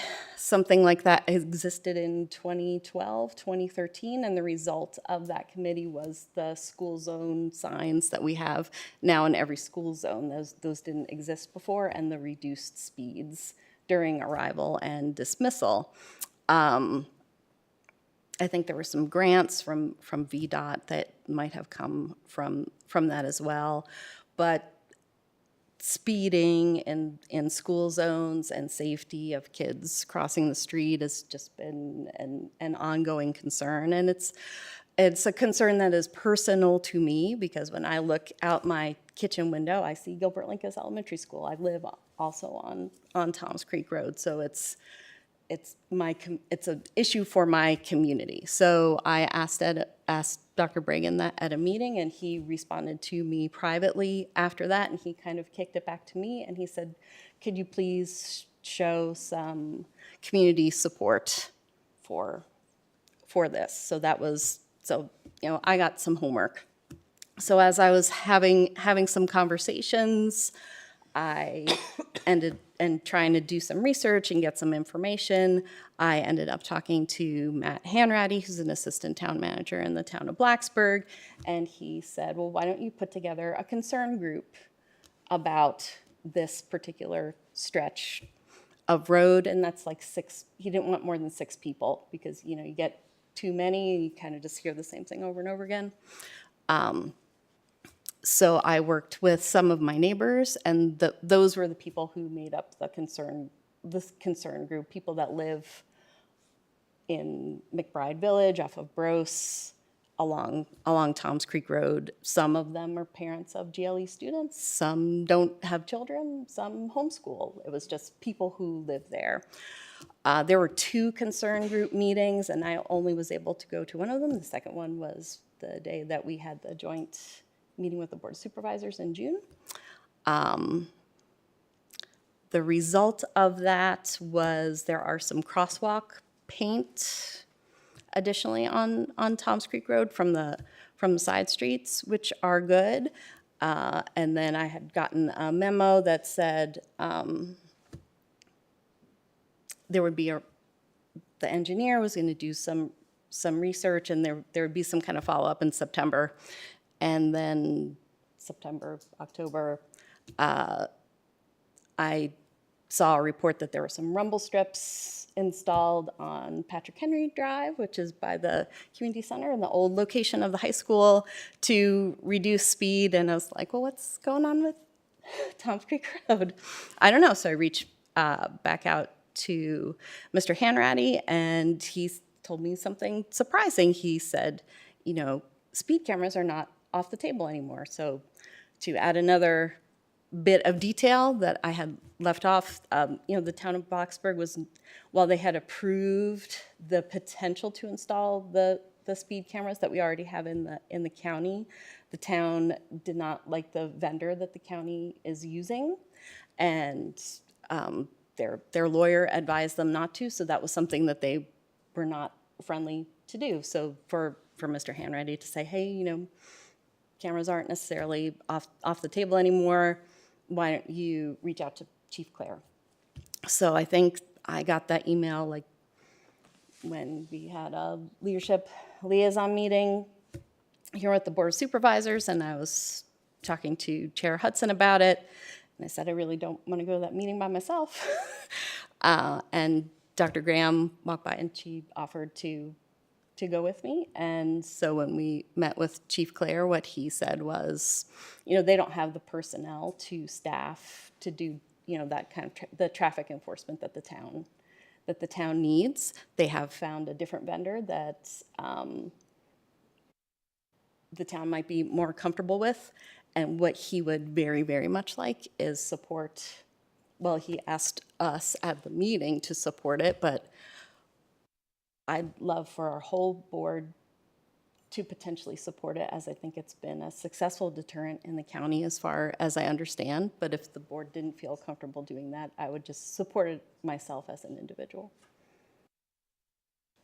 So there's that story. So thank you, Dr. Graham, and just something for board members to think about. And the last bit that I wanted to share is that in addition to my work on the committee for the RU Governor's School, they've posted the position for the director, and Rob Graham, the superintendent. They wanted 1 school board member and 1 superintendent on that committee. Rob Graham from Pulaski County is the superintendent, and I'm the school board member representative on that search committee. So those are my announcements that are not related to Mr. Hudson. But great. Any other announcements? That was a lot. I'd be good with supporting a letter to the town of Blacksburg for all schools zones to put cameras in, and the same for Christiansburg too. We might as well get them both. It has been a deterrent. People know that there's cameras. Yeah.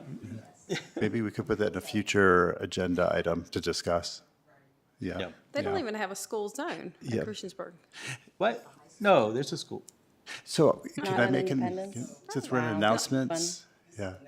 Since we're at announcements, Okay. I just wanted to say, as we wrap up, thank you so much. I wasn't able to come to the reception this afternoon, but it's a thankless, very difficult job, and I know you have put a lot of hours and dedication into MCPS, and a lot has been asked of you from all of us, and I'm deeply appreciative of your commitment to MCPS and what you have done and the service you've provided to this county over the last 4 years, particularly the last 2 years. But thank you. Thanks, Ed. Okay, we're done, right?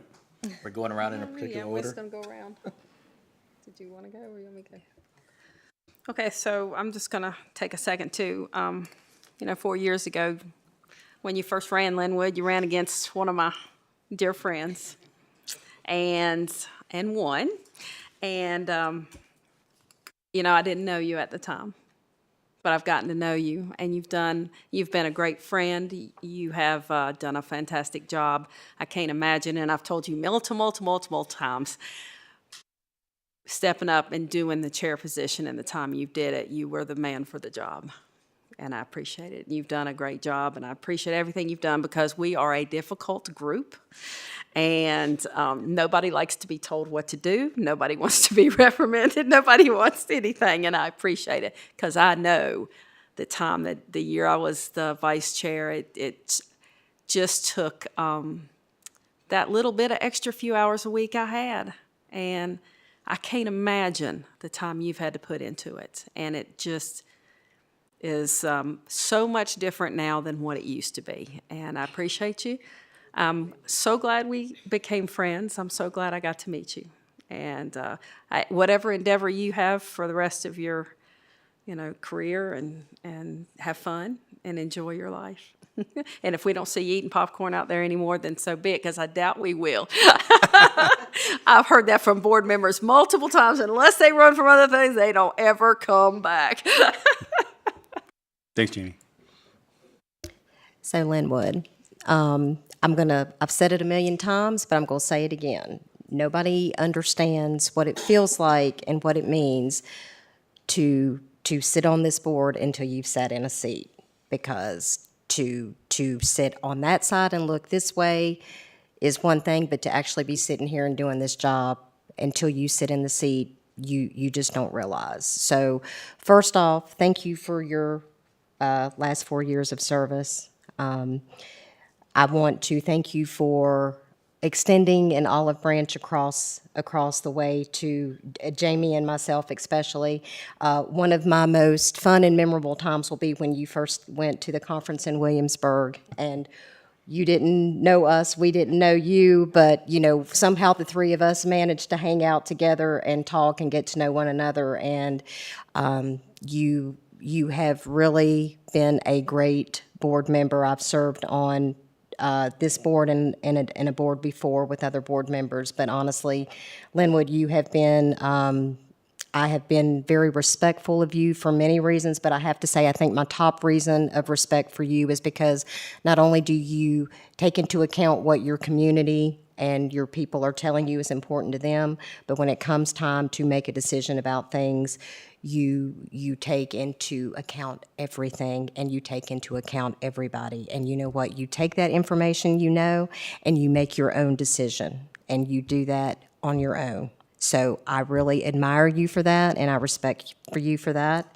And thanks for doing this crazy chair job for the last 2 years, because I know it's been a lot of work, and I'm just going to extend a thanks to my fellow board members, because I'll be honest with you, when I first started on this board, it wasn't like it is now, and it's a lot of work out of each of us. So not only do I want to thank you for your service and your time, but I want to thank everyone for all the time and hard work they put in over the past year, and since you new ones have got on here and kind of gotten your feet wet, you know now that it's a lot of work and a lot of hard decisions to make, and so it's very commendable for anyone. So thank you again for everything and for your friendship, and I wish you absolutely nothing but the best. Thank you, Dana. I appreciate that. Any other announcements? Yeah. Yeah, so I was elected back in November 23, and I really appreciate the time in November and December of that year before being sworn in, getting to talk to you, your guidance about what some of the processes were being on the board and some of the difficulties, how you handle those. And I haven't known a chair other than you since I've been on the board. 2 years. I guess technically Bernie was chair for a couple minutes before at the first meetings, or is he just an organizational person? I don't remember. But I appreciate all of the times taking calls, being a sounding board for thoughts about what's going on the board. And sorry for all the trouble that I caused from time to time too. What? Thank you. It was all good trouble. Thanks, Derek. I hope you find much more pleasant things to do on Tuesdays, Wednesday, Thursday, Friday, Saturday, Sundays, and Monday. Yes, man. Thank you, Penny. I don't know if I can get the words out.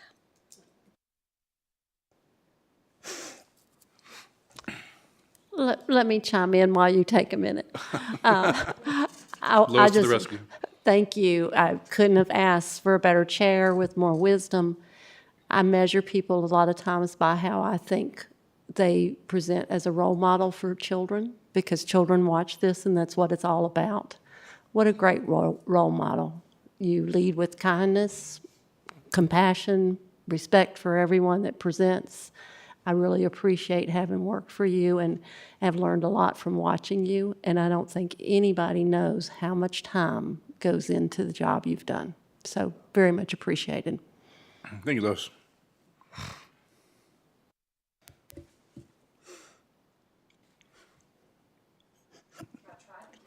Yeah.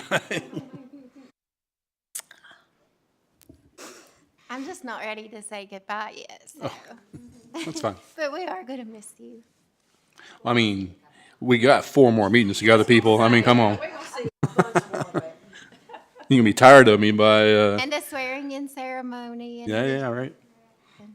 But this is the last public meeting where you are chair, and